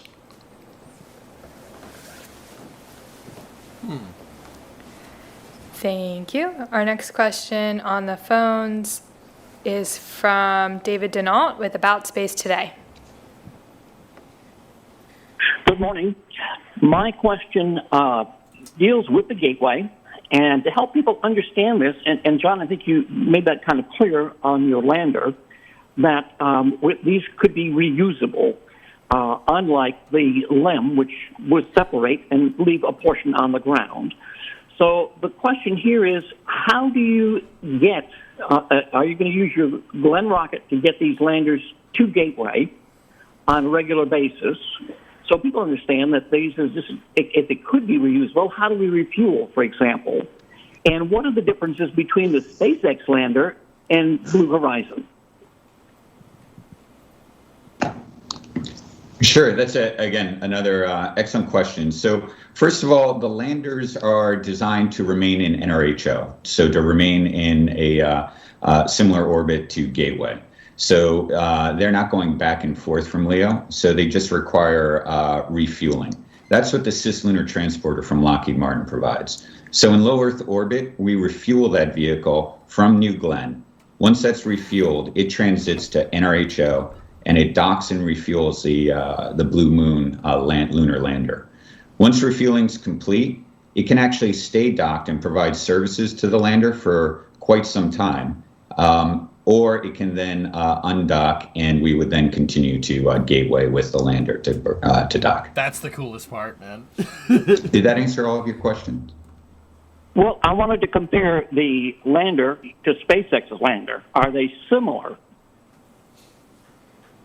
What? I'm actually uncertain about the complete CONOP on SpaceX, but I will say that ours refuels, and again, the payload is a different payload capacity. But ours refuels in our Cislunar Transporter refuels in LEO and then goes to NRHO to refuel the lander. But the lander does stay in the lunar environment. It does not transit back and forth. Condition operations is CONOPS. So how many landers will you have to complete this long-term mission?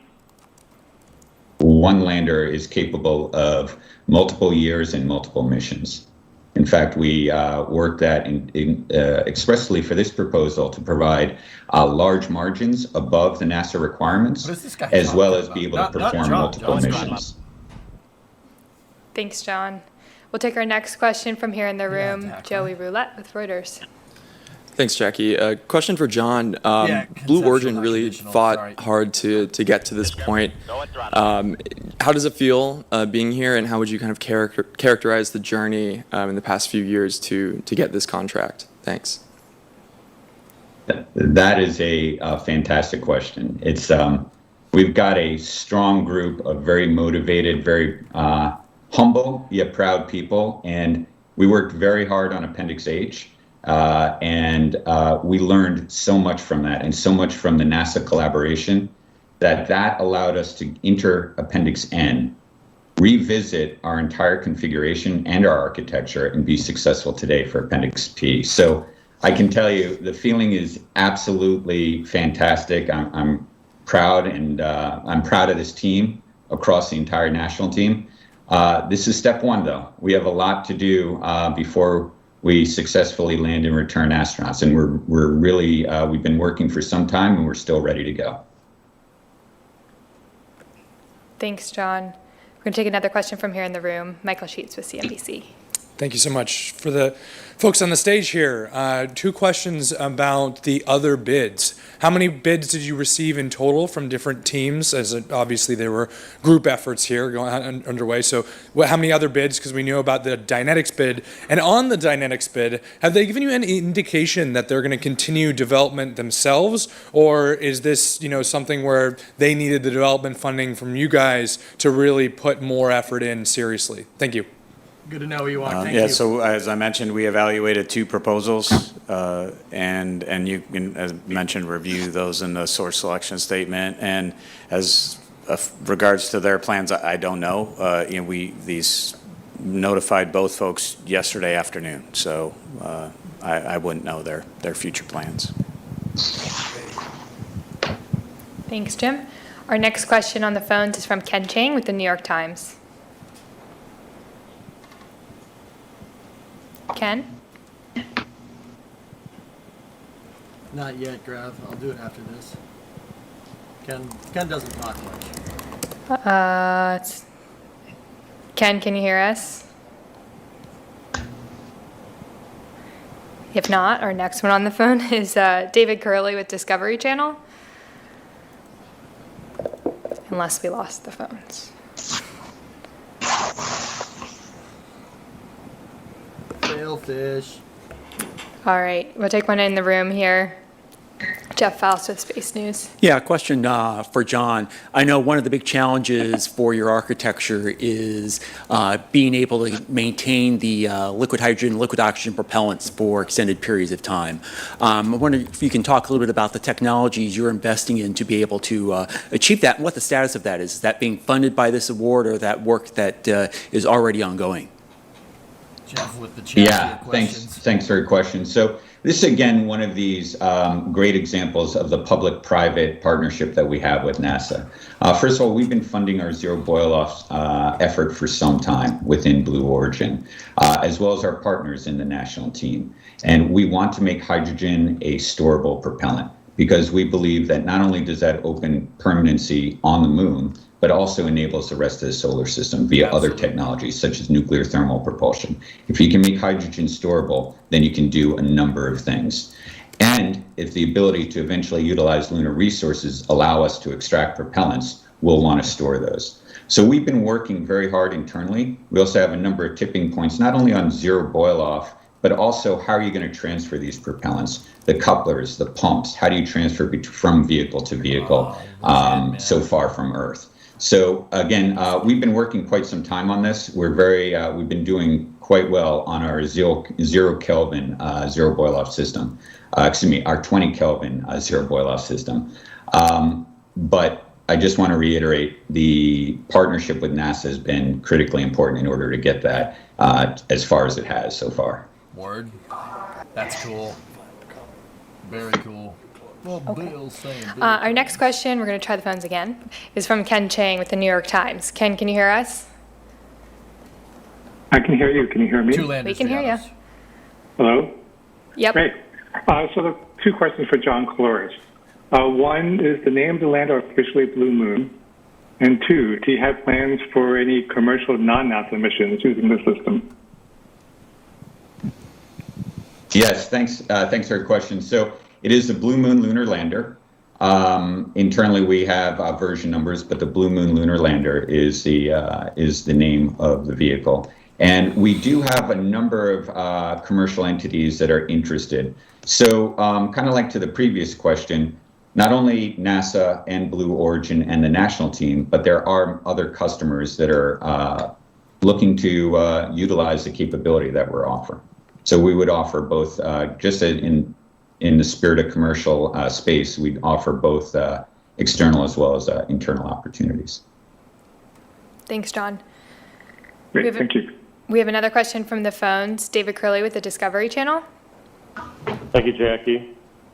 John, you talked about designing this spacecraft to go with New Glenn. Can you give us a sense of what Blue Origin is thinking is its role in Artemis in 2030, 2035, overall, big picture?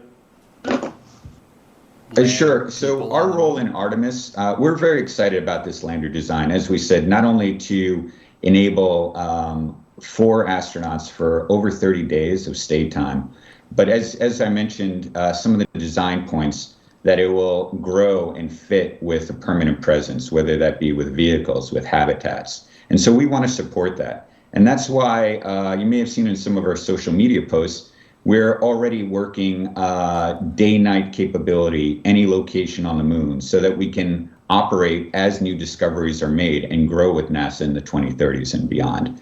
But also our cargo lander. The fact that we can carry up to 20 metric tons in a reusable configuration and up to 30 metric tons in a one-way configuration allows NASA, allows the international world to make discoveries on the moon and adapt to where we may want to put those assets.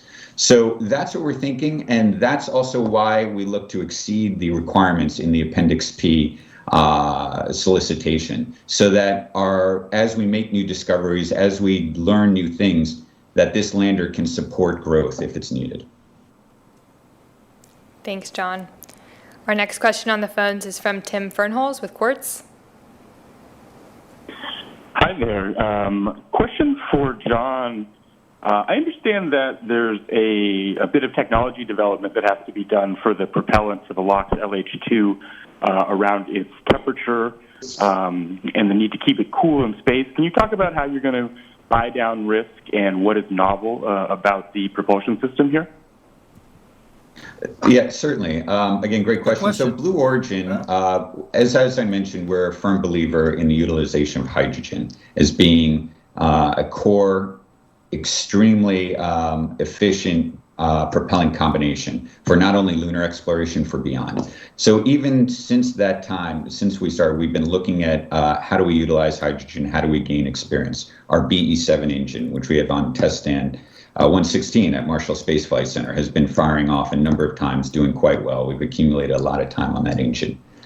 Zero boil off. So again, being able to store that propellant in space, that is an important effort. It's got a lot of our attention on it, but it's to make hydrogen and oxygen a storable propellant. And so we're working, we're building cryo coolers right now. I don't want to go too much into technology, but we are building that hardware. We're building hardware specifically for the high RPMs that are required in order to keep these propellants stored permanently. And that's what we've been testing, not only on the ground, but then we'll be working with with our NASA partnership on their test stands, and then continue testing on orbit. Cool. Thanks, John. Our next question on the phone comes from Stephen Clark with Spaceflight Now. Thank you. I think a couple of questions for John, if I could. If you could pull up the artist illustration and kind of walk us through the different elements of the lander from top to bottom. And earlier someone asked about the height of the lander from landing legs to the top. If you have that number available, that would be great. If you could walk through that for us, please. Thanks. Sure. So as I mentioned, maybe if you can bring the graphic up, the lander itself is designed to fit in the 7-meter diameter fairing of New Glenn. It's 16 meters tall, and its dry mass is 16 metric tons. With propellant, we're north of 45 metric tons. Going from the top down, it's a little cut off, but on the upper deck are high gain antennas. We actually exceed NASA requirements for high gain communications coverage to not only to Earth, but via relay services. Working from top to bottom, the large tank is our liquid hydrogen tank that's behind those, the two panels that you see there. Those are thermal radiators. On the back side of the vehicle facing the sun is the solar array. Right below that is our liquid oxygen tank. And then right below that is the crew module that's capable of carrying 4 crew members with an airlock and with immediate surface access.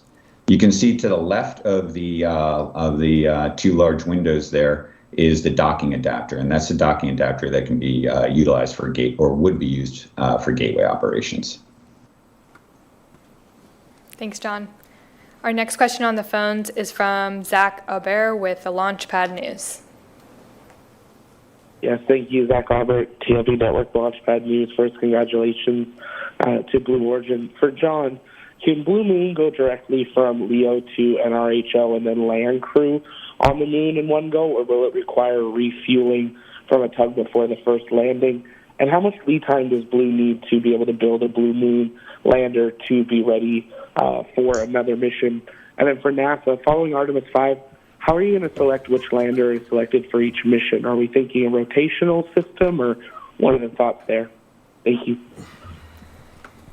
John, do you want to start? Sure. So, yeah, starting off, the Blue Moon lander is capable of going from LEO to NRHO. However, it would then have to be refueled again to go from NRHO to the surface of the moon.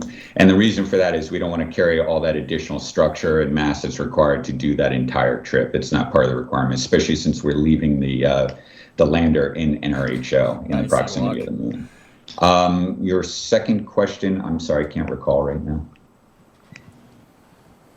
Oh, how long lead time for the lander? Right now we are building test components of our tanks, and we fully expect to meet the NASA schedule for both vehicles. So both the first uncrewed demonstration Blue Moon lander, and then the crewed the crewed lunar lander. Thanks, John. Jim, do you want to say? Yeah, so our acquisition planning for Artemis 6 and out is just getting underway. Obviously, we'll take advantage of technologies and systems that have already been developed, but we're just at the forefront of for Artemis 6 and beyond. Thank you. And we have a question on the phones from Ken Kramer with Space Up Close. Thank you. Thanks for doing this. Let me ask the NASA folks a question. Can you talk about the Artemis 3 and Artemis 4 missions a little more? How long will each of those be, since Artemis 5 is going to be for 30 days? And do you plan on landing all of these at the same site, or will they be different landing sites at the South Pole? Oh, I like that question. That's a good so question. So mission durations for 3, 4, and 5, actually those probably be short duration. The 3 and 4 definitely be short duration missions. I expect 5 will probably be as well. But of course, we're looking at each of those missions as we go along. As to where we'll land them, we announced last year the 13 landing regions that we're looking at for 3. We'll look mission by mission of where we want to go with science as our highest priority. So right now we're focused on where we're going to land that final landing site within one of those landing regions for 3. Right now is in the evaluation process, and the science team has ideas of where they'd like to go at the poles. For future missions beyond that, but right now we're just focused on selecting for 3. Close, Alice. Thanks. Hold on, I'll talk about it. I think we'll try and take one more. Our last question is from Bill Harwood with CBS News. Bill. Hey, thanks a lot for coming back to me. Just a real quick one for John. As someone who's covered space for a number of years, things do break. Can you talk about what capability astronauts might have to make repairs on this vehicle in lunar orbit? I like it. I assume you've got systems that are replaceable or could be repaired, but if you're going to use it long term, obviously you have to have some way to do maintenance. I'm just wondering if you can talk about that in general terms. Thanks. Yeah, great question. And that's one of the key factors that went into our design, to build for maintainability, to build for reuse, and to build for that robustness, especially as we learn new lessons. So first of all, the NASA requirements are great. Lisa made reference to the design and construction standards. What we have to do to support astronauts on this vehicle is very helpful in guiding a lot of this. But then there are things such as line replaceable units. Are they in easy access? Are they within the pressurized or unpressurized volume? There's, without getting into too much, but like robotic inspection of engines and that kind of thing. So that's what we'll be working through during this process. We already have some ideas on that, and as we go into our preliminary design review and our critical design review, that will not only be an important aspect, but we will utilize that very first uncrewed lander to test some of that, to see what we can do from the ground before we even bring an astronaut in the loop. And that's just for things like line replaceable units. Within the vehicle itself, there's levels of redundancy. There's also the ability for the vehicle itself to fault detect, isolate, and recover from any faults, and then the ability from the ground to also update any faults. Thanks, John. That's unfortunately all we have time for today. I'd like to hand it over to Administrator Nelson to close this out. So let's put all this discussion in context. We're going back to the moon in order for us to go to Mars and beyond.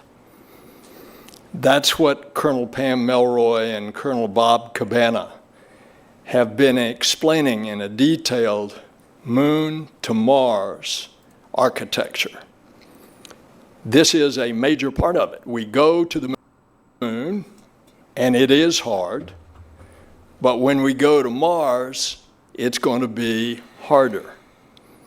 So we go to the moon to learn, to live, to invent, to create all these things, to be successful on the moon, to go to Mars. The great adventure of humankind pressing out into the cosmos is here. And this is a part of it. So thank you for joining us today. Have a good day.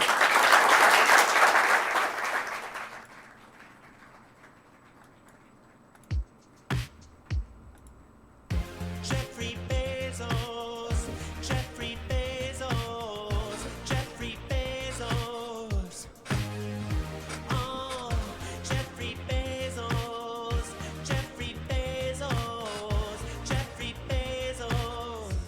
All right.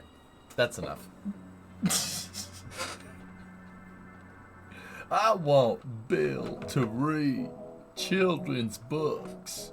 Yeah, me too. Honestly, that I like that architecture. I really do. Nice. I do have one question though, fellas. And fellas. I have one question. This might seem like a dumb question. Where are the engines?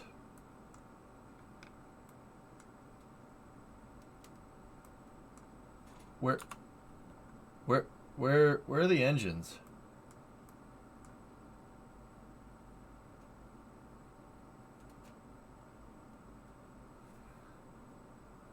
They're recessed? Bart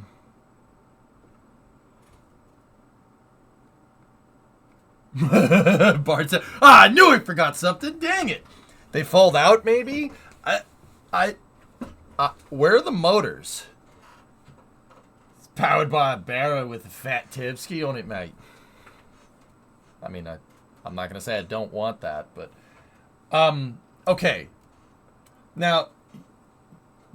All right, let me move this over here. Right. So you think that they're right there, okay? But here's the thing about an engine: engines aren't this tall. They're not this tall. The BE-7's not that tall, or not that short, I should say. It's a lot taller than that. So is the engine going to be integral, or that the engine housing going to be integral to the pressure vessel?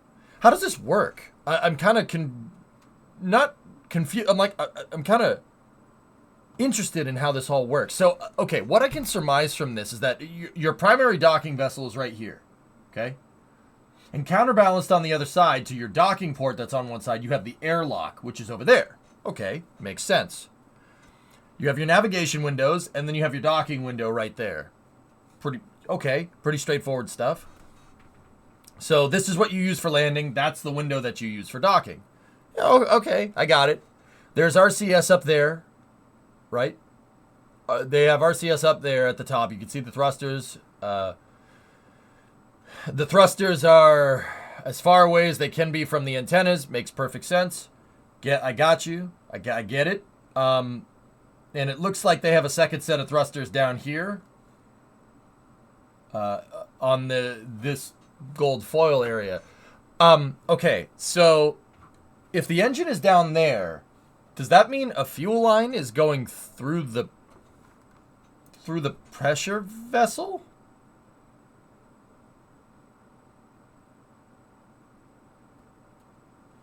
The fuel line goes through the pressure vessel. I'd also like to add that up at the top, it looks like there's some kind of docking system up there. I'm going to go ahead and guess that it's refueled right there. And note that the refueling point right here is not the gateway access point. This makes it so the crew is far away from the refueling process. Actually pretty smart. That's a really smart idea. Yeah, that's what I'm wondering. Where are your engines? Where are the engine? The engine is integral in the pressure vessel? Or the engine compartment is integral to the pressure vessel. Why would you do... Does that mean fuel lines go through the pressure vessel? I mean, fuel lines go through Starship's pressure vessel, technically, I guess, for the header tank. So, I mean, yeah, seems right to me.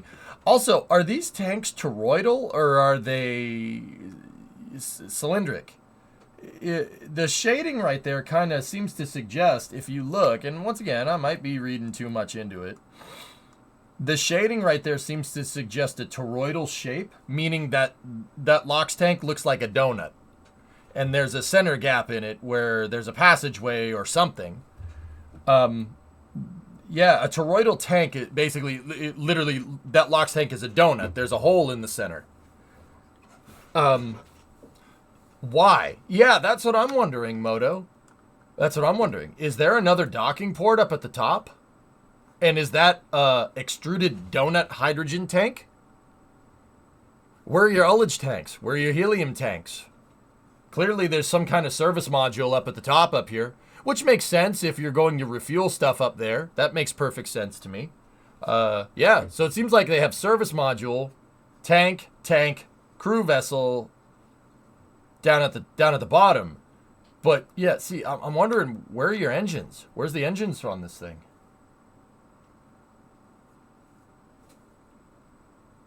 Could it be like New Shepard, where the top engine is in the crew compartment? Yeah.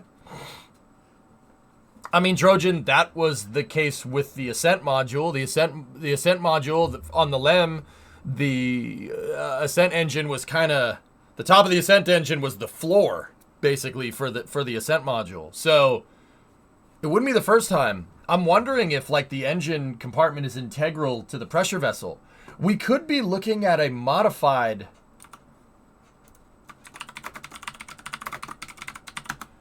version of the New Shepard capsule. The New Shepard capsule has this nice, cool pedestal inside of the pressure vessel, right? And it's kind of, it's capsule shaped. That, that looks like just some kind of cool console. What people fail to understand is that there's a solid rocket motor inside of that. That's the escape system. The rocket is inside of the pressure vessel. Well, not inside. Obviously, you're not like standing right next to it, but it is behind this. It's underneath this pedestal. But the top of the rocket is right here, and then the nozzle is down below the floor. So it definitely,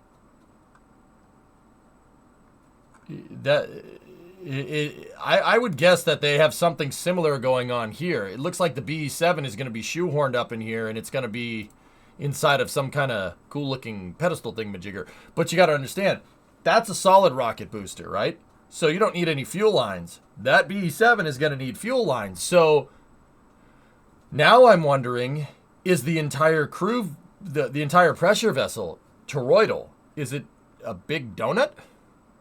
And does it have an open space in the center for the motor and stuff? And fuel lines? Interesting. It's upside down New Shepard. It really is, dude. I think so, O-Force. Yeah. Yeah, I think that's what it is. Guys, I'll be 100% honest with you. I like that. I like this. I like this. This is good. That's the perfect supplemental vehicle to Starship. Differential propellants to land on the moon. Slightly different type of refueling architecture. Highly serviceable system. Very modular architecture. Gonna use prior landers with Blue Moon Mark 1, Flight 1 and Flight 2. And then Blue Moon Mark 2, Flight 1, which is the uncrewed test. And then Blue Moon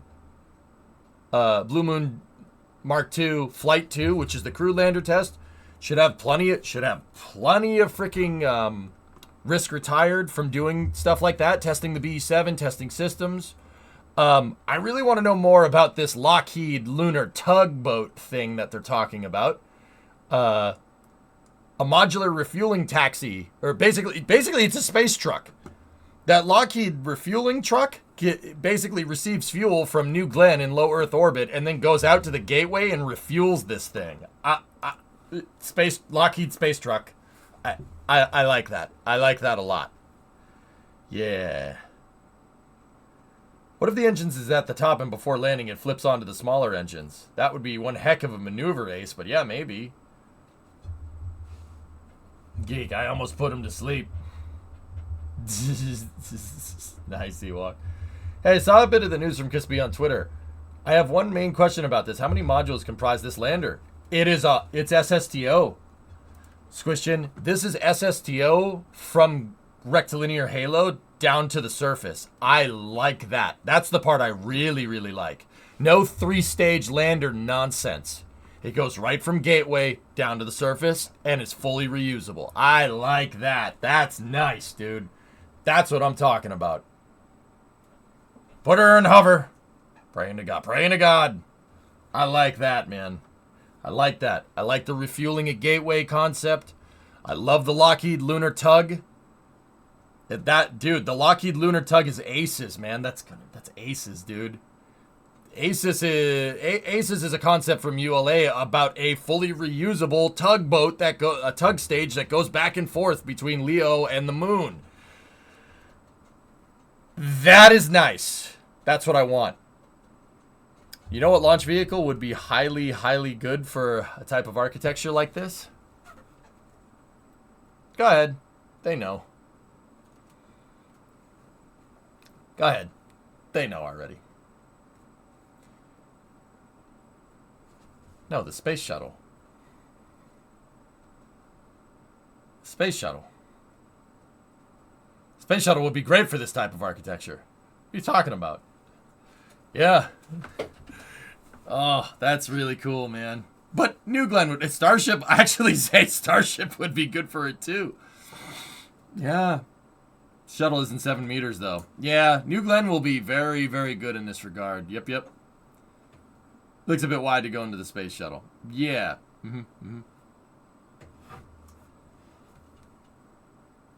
The space shuttle would be a great lunar lander. I'll take... Tesla came into this conversation extremely late.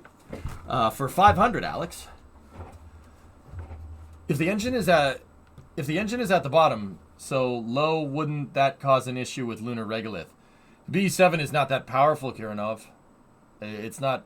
It'll kick up dust, no doubt, but it won't kick up a lot. Not like a Raptor.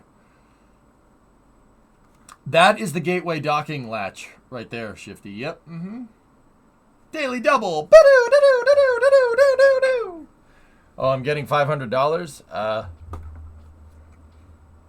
I'll take Tessa doesn't know how to play Jeopardy for 200.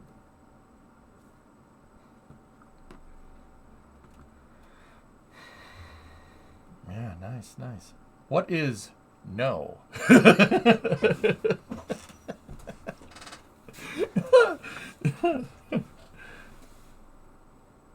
So, yeah, guys, we have a fully reusable lunar fueling truck that goes from low Earth orbit to the gateway, and this thing goes from gateway down to the surface. I love it. This is great. Great architecture. I'm actually super hype on this. This and Starship is, dude, tag team. That's going to be sweet. And the crazy thing is that, so John, the Blue Origin representative, was saying that this thing can dock a rover to it. So a rover can drive up and dock to this port. No need to EVA to get in your lunar truck. So if you have something like NASA's new lunar rover that also has a docking port on the side, this thing could just drive right up to it and dock to it. Drive right up to it. This NASA rover concept does have a docking port on the side. Now, don't get me wrong, it's probably not going to look like that. I understand you can't fit a square peg in a round hole. I get it. But see how it has a docking port on the side? Dude, we might see rovers like this in the future. Imagine seeing a Starship go up from the moon while this lands. Yep. Assuming the ground is level and flat. No, not assuming that at all. Billy, this has adjustable ride height. Come on, man. You didn't think they didn't think of that? This thing has adjustable ride height. You can do this. You can go left to right, too. Self-leveling system, man. All it's got to do is raise itself up a little ways.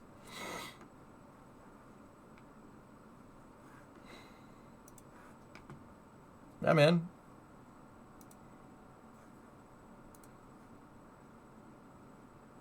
That's going to be cool. Discovery, go at throttle up.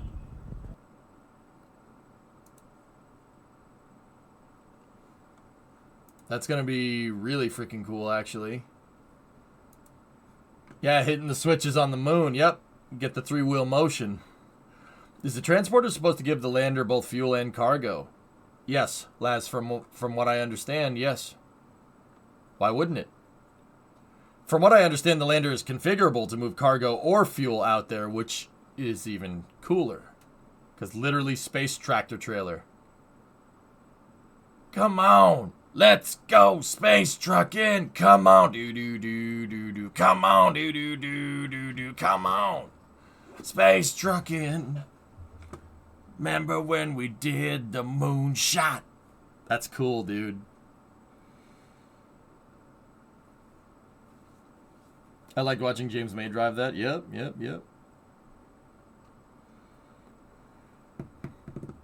We need a new C.W. McCall Convoy song for space. Yep, I agree. What song is that? Space Truckin' by Deep Purple.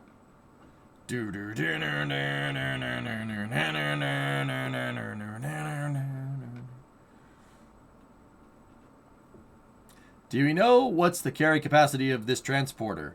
So it's designed to fit in New Glenn's fairing. So, Laz, I don't recall what the exact payload specifications that John said here, but guys, all right, little bit of scale here. That thing is about as big as Skylab.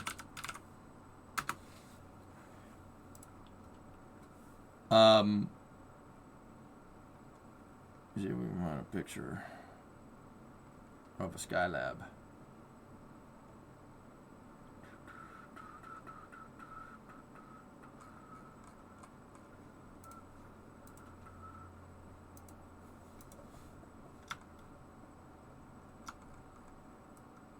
Yeah, that lander is about this big.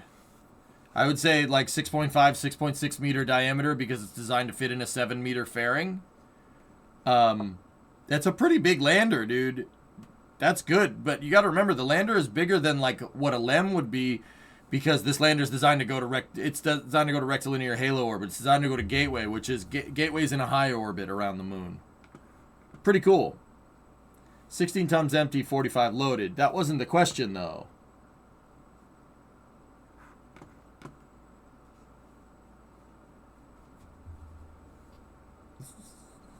I think, yeah, John said it. He said something about 30... Oh, yeah, that's right, Jim, you reminded me. It's 30 tons one-time use, 20 tons in the reusable configuration, which... Yeah, that reads. That sounds right. I mean, not to say that the Blue Origin guy was wrong, but I don't think he was. That guy was cool. He knew his stuff. I actually dig it, man. That's a really cool lander.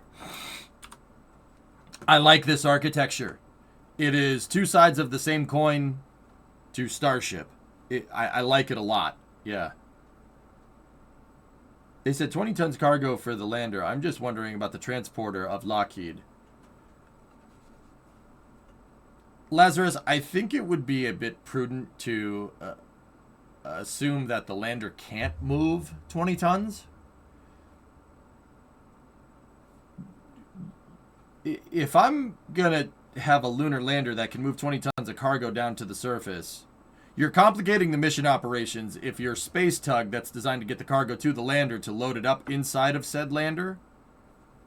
If your lander can't also move that, that would mean you would need 2 space tug trips to get 1 lunar landing, which complicates the mission a little bit. I'm going to go ahead and assume, and I could be wrong, I'm going to go ahead and assume that the transporter can probably do the same.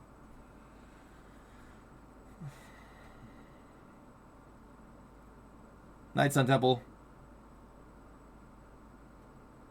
In cargo configuration, I don't see how the engine underneath configuration would work. Well, in that config, Jim, I would say it deploys to the sides. Deploying stuff out the sides instead of up or down is definitely par for the course. That's how they deployed the lunar rover, for instance, and all the ALSEP experiments. They deployed out the sides. What do you mean? Even Starship deploys out the side. Deploys payload out the sides. What lander is this? This is the Mark II National Team lander, Josh. It just got selected for sustainable lunar development. So NASA's second lander for the Artemis missions. Dude, honestly, really good architecture. Really good architecture. I like it. Fully reusable. No staging nonsense. This thing goes from Gateway down to the surface. Excellent. Oh, I love it. It is 100% reusable and 100% refuelable. It will be refueled either A, by in situ resources, or B, it will be refueled by a Lockheed Martin space truck that will pick up fuel and or cargo from low Earth orbit and move it out to Gateway to either A, refuel, or B, resupply this vehicle. That's cool. I like that a lot. I like that a lot. Yeah, W. Yeah, they do. Right. Discovery. Yeah. Yeah, I dig it, man. Really, this is really solid architecture. No solid rocket boosters, but really solid architecture. That's really nice. Hey, Deadscum, 12 months. Thanks, buddy. That's cool, man. I really, really like that architecture. Very nice. Solid liquid architecture. Yep. Yeah, size comparison. Yeah, no, these two, that's actually good. This is coming from Tyler Gray over here. I like these two working together. Dude, that's good. Oh. This stuff to land the big stuff down, this stuff to land people. Perfect. Perfect. This is how I would do this. Absolutely. Because you're not going to need to do this every time. You don't need to land one of these every time. This is for landing big stuff and or landing a lunar base in one shot. This is good for moving people back and forth. It's perfect, dude. It's perfect. Think of it like Ares 1 and Ares 5, but landing and taking off from the moon. It's awesome. This is great. Great architecture. And the interesting thing is that this can dock to this. Up in space. They use the same docking port. If needed. They'll be docking at the gateway. But also, this is good, man. 100% almost like Shuttle versus Dream Chaser. Yep. Do you think SpaceX might come up with a Tesla-derived lunar rover idea? I think SpaceX will use Tesla parts to make a rover if they're paid to, Synerd. Hey, Zucal. I wonder if the Lockheed Martin space truck will be partially derived from their Jupiter proposal for CRS. I think so. I think that would be fair. I think it's going to leverage ACES technology, Zucal. Yeah, because you remember, ACES is ULA. Lockheed has stake in that, so they might own some of the intellectual property for reusable Centaurs. Dude, we're getting aces. We're getting aces. Like,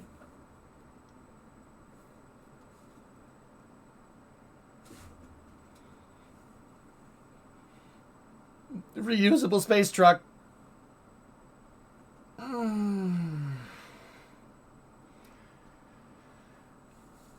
Yes. Yeah, Womp Lido's getting beaten out. Dude, their architecture is good, don't get me wrong. This is better. I like this a lot better. Is Dragon XL put on hold? I have no idea. I haven't heard anything about it, Stig, to be honest with you. And I also, somebody asked me about Spin Launch. They've been quiet since 2022. I have no clue. Yeah, these companies usually stay quiet until they have something to show. Or they get a lot of investment money. Either one or the other. Dude. Can you believe that?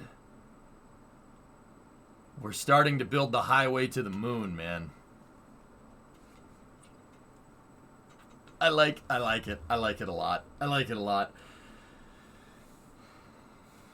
I did, Penta, yeah. Hey, Chief, what's going on? You're going to like the power towers coming to Satisfactory in Update 8. I saw the teaser render video, dude. Yeah.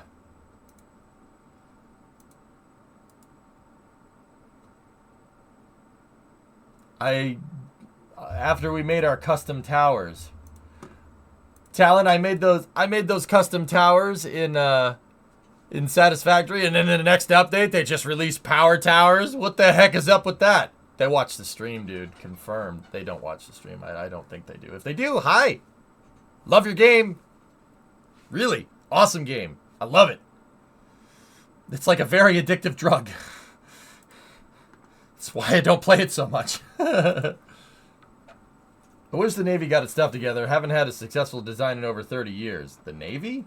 I'm confused, Shifty. But, okay. Just got off work, time to relax and enjoy the stream. Cool.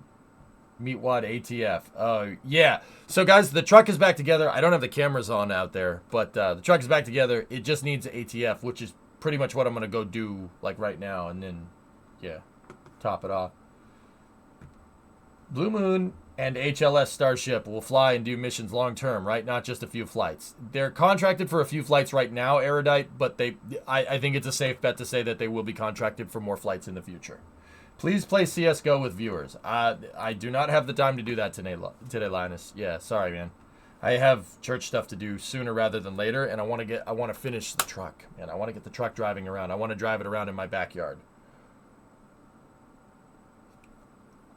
Believe me, dude, you don't need to ask me to play Counter-Strike. I always want to play Counter-Strike because I love it. It was my first real gaming love. That and Halo and Half-Life and a lot of it. Okay, let me put it to you like this. Other than Kerbal, Counter-Strike is the game I have the most hours in. You hyped for CS2? Oh, absolutely. STX. Both of the CS2. City Skylines 2 and Counter-Strike 2? Oh, yeah. Oh, yeah. Oh,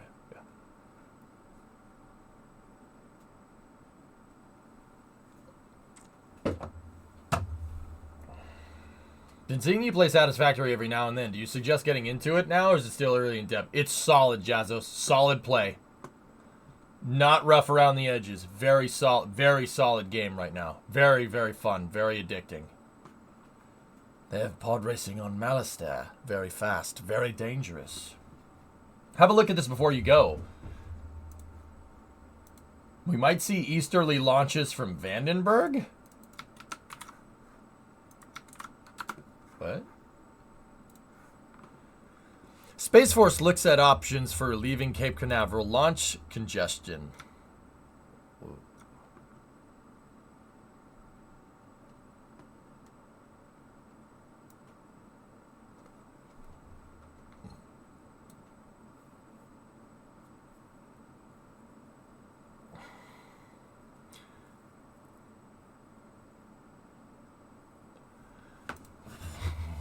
What?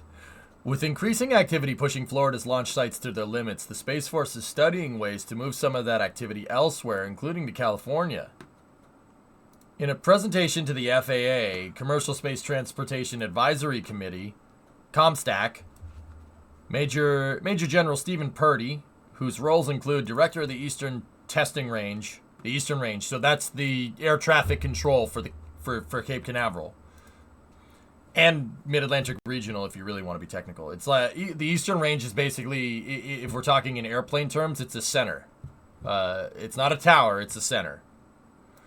And Director of Launch and Range Operations for the Space Force's Space Systems Command noted that the launch facilities at Cape Canaveral are nearing capacity. The Eastern Range is almost done doing everything it can do.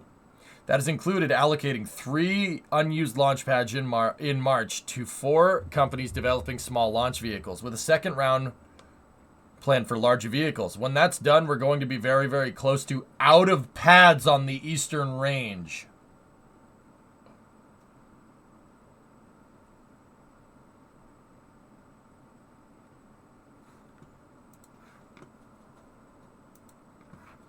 I got it, Jim. I'll check the link in a moment.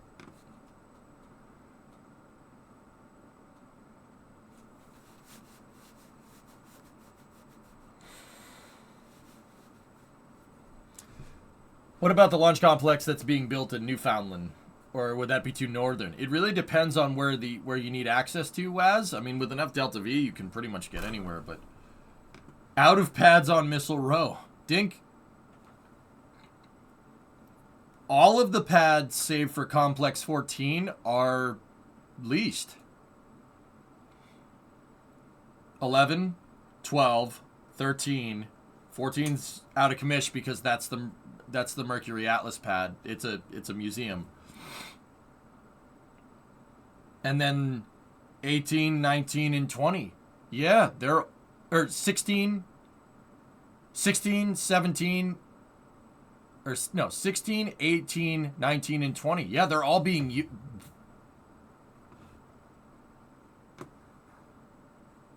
14 is leased to Stoke. Oh, that's right. Dude, all the pads on Missile Row are being... How did we get here, man?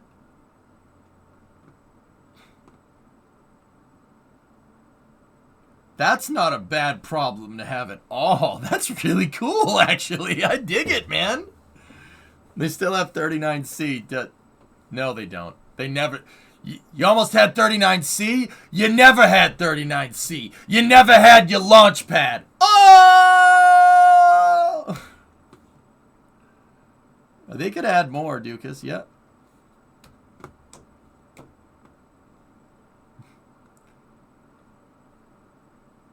Using a transporter erector not vertically integrated like you should. Surprised that 15 million pounds of thrust didn't blow the concrete out in the flame trench. Now me and the mad scientist gotta rip apart the pad and replace the deluge system you fried. Oh!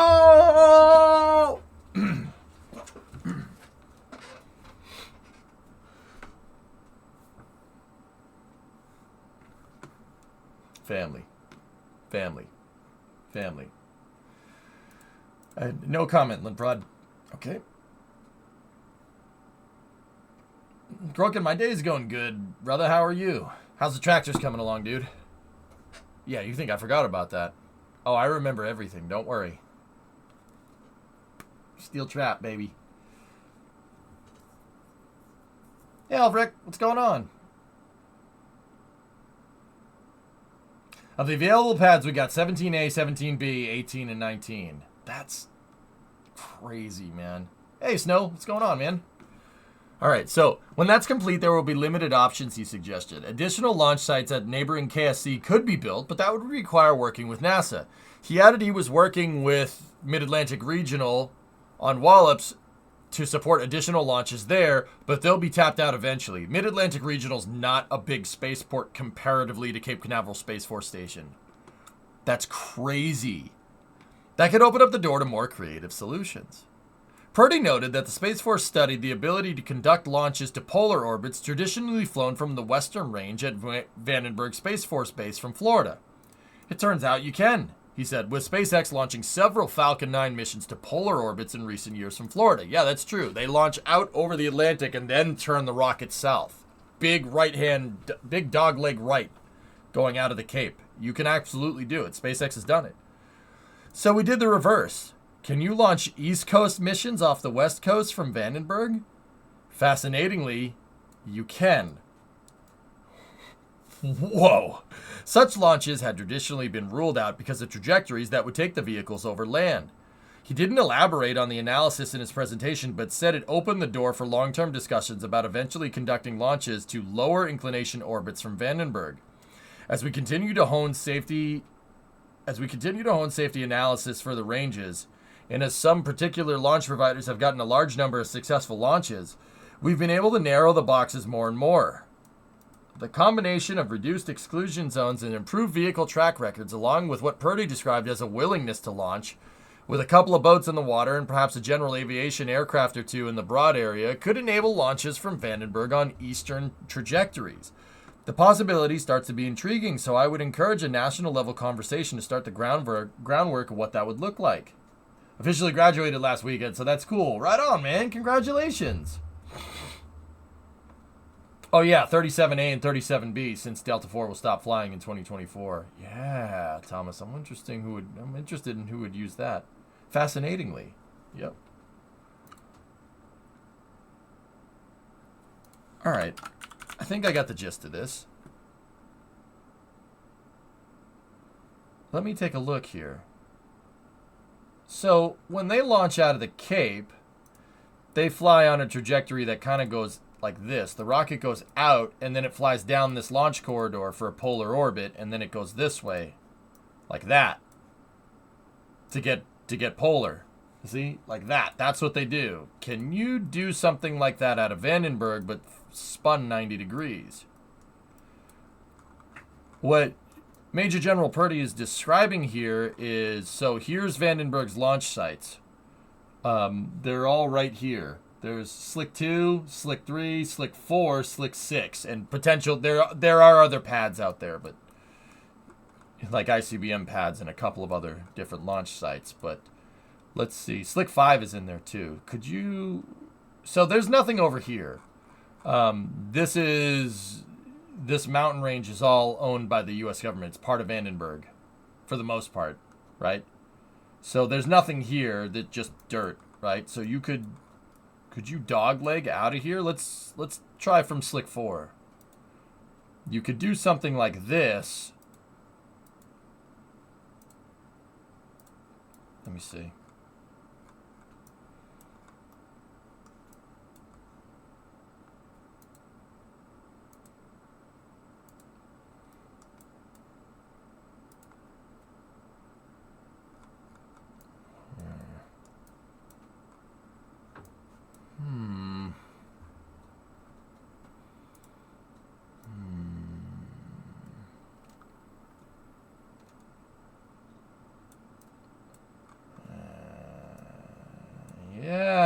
it's a little dangerous.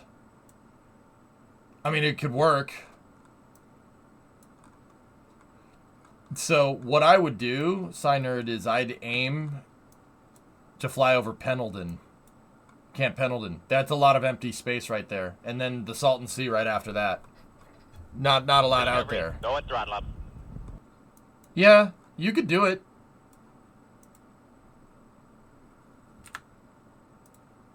That's doable. The magic number, guys, with rockets downrange is about 600 kilometers. That's where the stages usually come down on most rockets, about 600 kilometers downrange.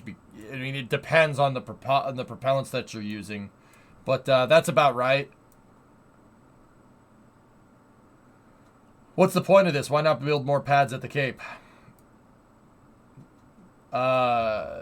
They said that in order to build more pads, NASA would need to do it. The whole point of the article is that Cape Canaveral Space Force Station is out of pads.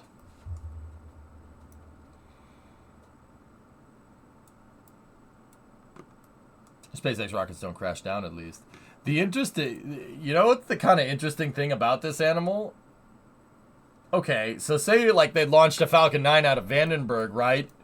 Say they launch a Falcon 9 out of Vandenberg that does this. The first stage, if it didn't RTLS, if it was like on a ballistic trajectory, it would come down somewhere over Camp Pendleton, the range around Pendleton, which is interesting. Imagine a landing site over here. The freaking thing comes down and just lands in the at the Marine Corps recruiting base. That'd be pretty cool. Reliable reuse allows for this. Yeah, if it's an RTLS, if it's just going to come back and land, yeah, the trajectory for the first stage would look something like this. You know, obviously there's your boost back. And yeah, that's doable. Yeah, you could RTLS that. Sure, no problem. It would be that would be difficult. Now that I'm really looking at it. But yeah, you could do it. I don't see why not. Sure. I mean, are there people out on the Channel Islands? I mean, I don't think so. I don't think there's anything out there. Not at least the ones that they'd be flying over the most. Well, there seems to be hiking paths and whatnot. Oh, that would actually be a sweet hike. Probably, the views would probably be out of control. Yeah, I don't think anything... I just see hiking trails out here. Yeah, you could do it.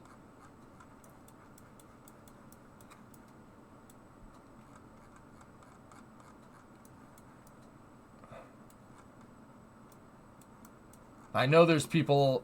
There are houses and stuff over here. And there's obviously the Catalina wide mixer. I mean, it's the Catalina wine mixer, guys. Yeah, see, there's an airstrip out there and whatnot. Huge shipping area. That's what I'd be wondering about, Cantrell. Yeah. Dude. I'm just going to go out and ask, how much money do you need to live in one of these, to live out here? I'm going to assume that the answer is yes. Millies? Yeah. If you have to ask, you can't afford it. Yep. What can you tell me about Spin Launch? I've heard nothing from them, Chris, but just because you've heard nothing doesn't necessarily mean that nothing's going on. Most of the time, companies will only talk about what they're doing when they have something new to report. Probably need screw you money. Yep. Nowhere called Avalon is going to be cheap. That's fair. That would be a cool place to live, though. Can you imagine? Street view? I don't know if there's street view here. About the same to live in Boston proper. Oh, dude. What does this place look like? Let's be real. Yep. Okay.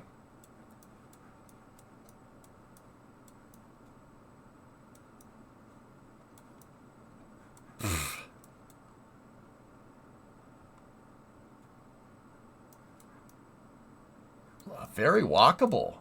Yeah, this frickin' place. This looks like the... This looks like the southern coast of Italy here. Yeah, okay. Oh, dude, that house up there? That's cool, man. Look at that.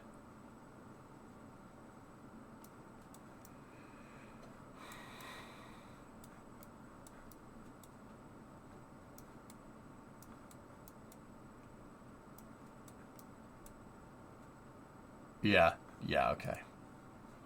Okay.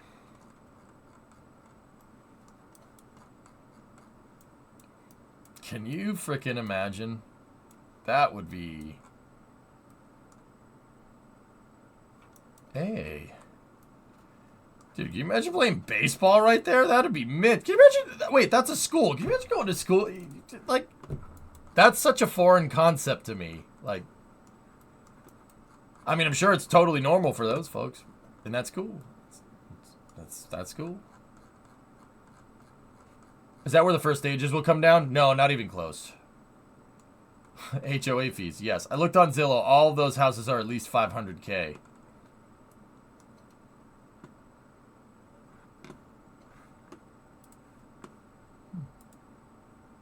Interesting. Interesting. Interdasting. That's not as bad as I thought it would be, to be honest with you. Yeah, it's expensive, don't get me wrong. But considering what you're getting... But see, like, here's the thing. That seems like paradise. $500K doesn't seem like a lot for a house. How expensive is food? Can you imagine food and gas prices out there? Think about it for a second. They have to pay to ship the food across... a little ways across the ocean. Not very far, but still have to ship it across the ocean. I'll bet you it's like Hawaii, where everything is more expensive because you're in the middle of the ocean.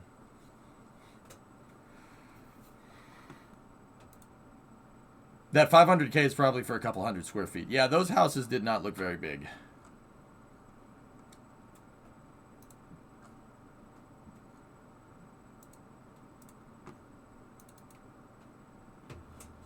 I don't know. Food in the Canary Islands is cheaper than south of the UK. Everything is around 1 to 2 million. Now, that jives a lot more with what I was expecting. Everybody uses high-end golf carts. I spend a few weekends over there. I spend a few weekends a year over there. No way, Shano. That's cool, dude. Didn't you see all the private boats in the harbor? Seriously. Cool. Very cool. Anyway, so we had a Scrub Falcon 9 launch. Great NASA lunar lander announcement. I'm really, really, really excited about the Blue Origin lander. Yeah. I think that this is an amazing design. I think this is good. This is a really, really, really well thought out implementation. I'm a little bit curious about the engines and the fuel lines, but I like this idea. Why'd they scrub? We got no word on it, John. No word just yet. That's because of some old laws where you need to ship via American companies, and foreign ships are barred from transporting stuff between American harbors. It means that air freight's cheaper to Hawaii than sea freight.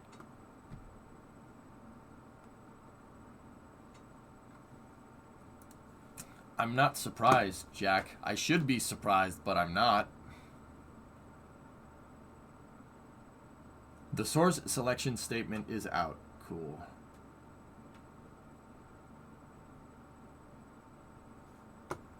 Will download when clicked. Alright. Thomas, I'm going to spend some time over the weekend to go over this, dude. But, the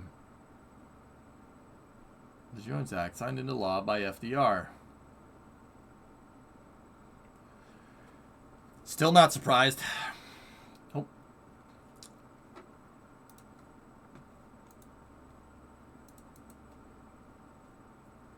Yep. Nope. Yep. Okay.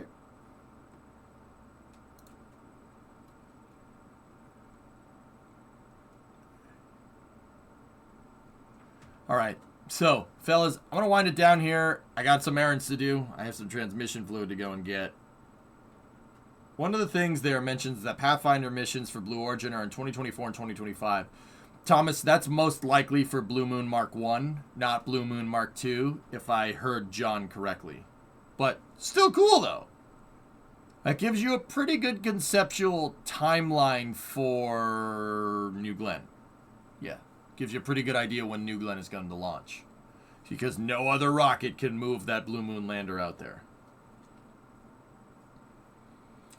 Last question. How do you think American and European moon astronauts interact with Russian and Chinese cosmonauts and taikonauts? I know it wouldn't be like a battle or anything, but how do you think they will interact? I think because space is trying to kill everyone at all points, Erudite, it would be foolish to fight against each other. You don't need more challenges trying to live on the moon. Space is already trying to kill you.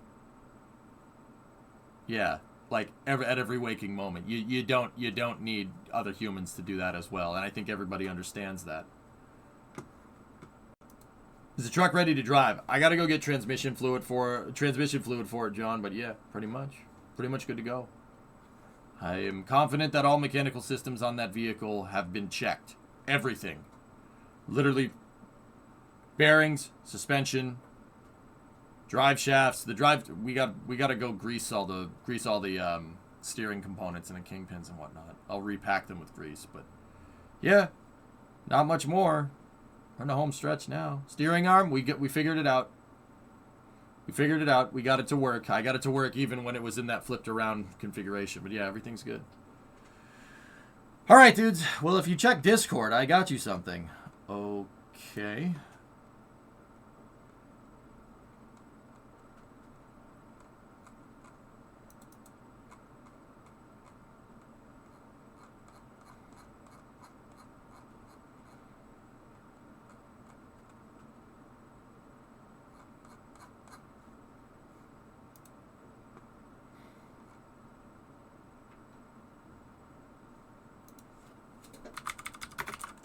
I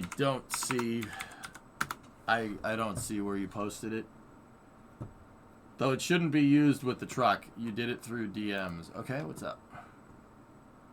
Oh, that's cool, man. Neato. That's cool.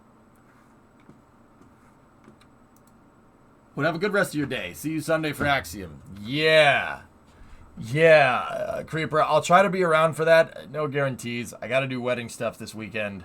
No, not the actual getting. Tranquility Base here. The Eagle has landed.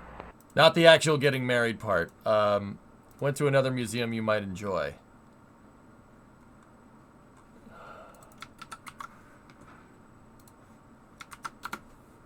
Let me see.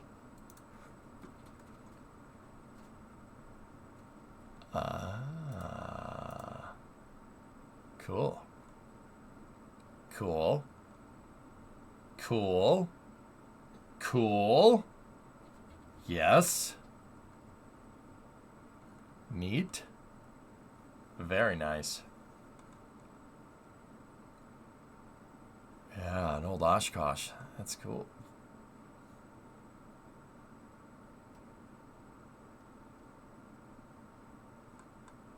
Where is this place? Oh, a Bangor and a rooster. Look at that. Oh, dude, Leaf Springs. Leaf Springs!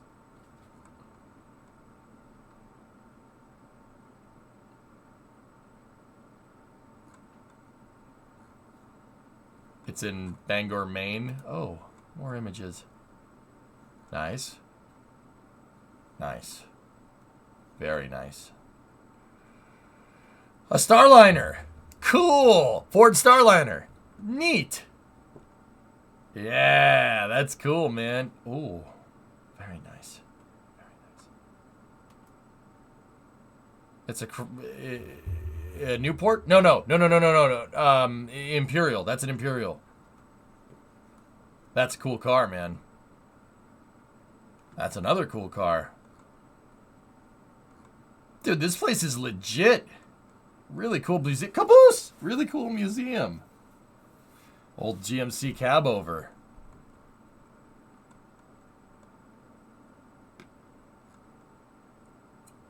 Wow. Whoa. Dude, sea rations?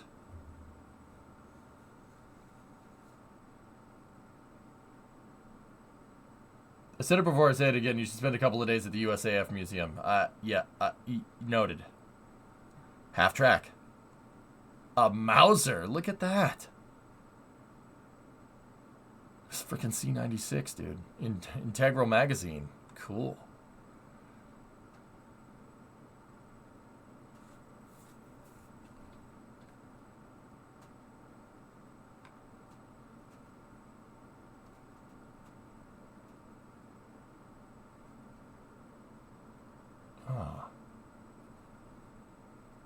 Cool. Dude.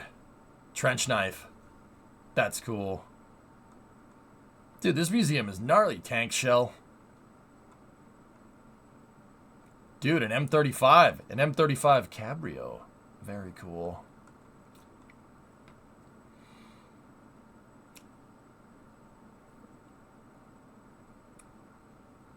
Lee. Arasaka. That's a Springfield. And the M1. The M1, man. And then a 1911 down there.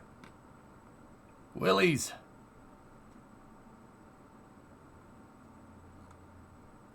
Dude, this museum is great, man.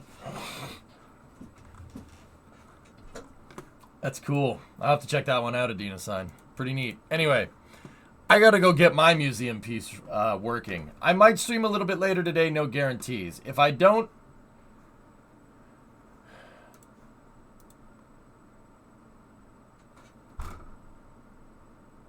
well, Blue One, since Dynetics fumbled it again, multiple uncertainties in their proposal.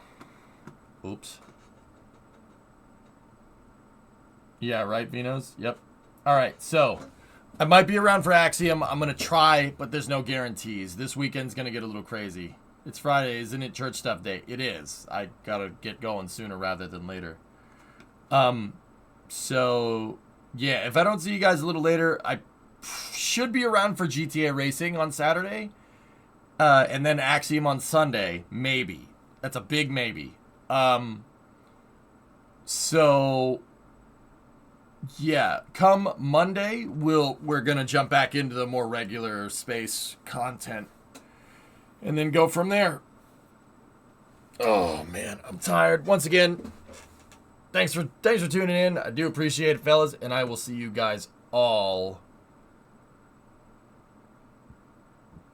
I will see you guys all potentially tomorrow for GTA. Have a good night. Thank you very much for watching. I'll see you.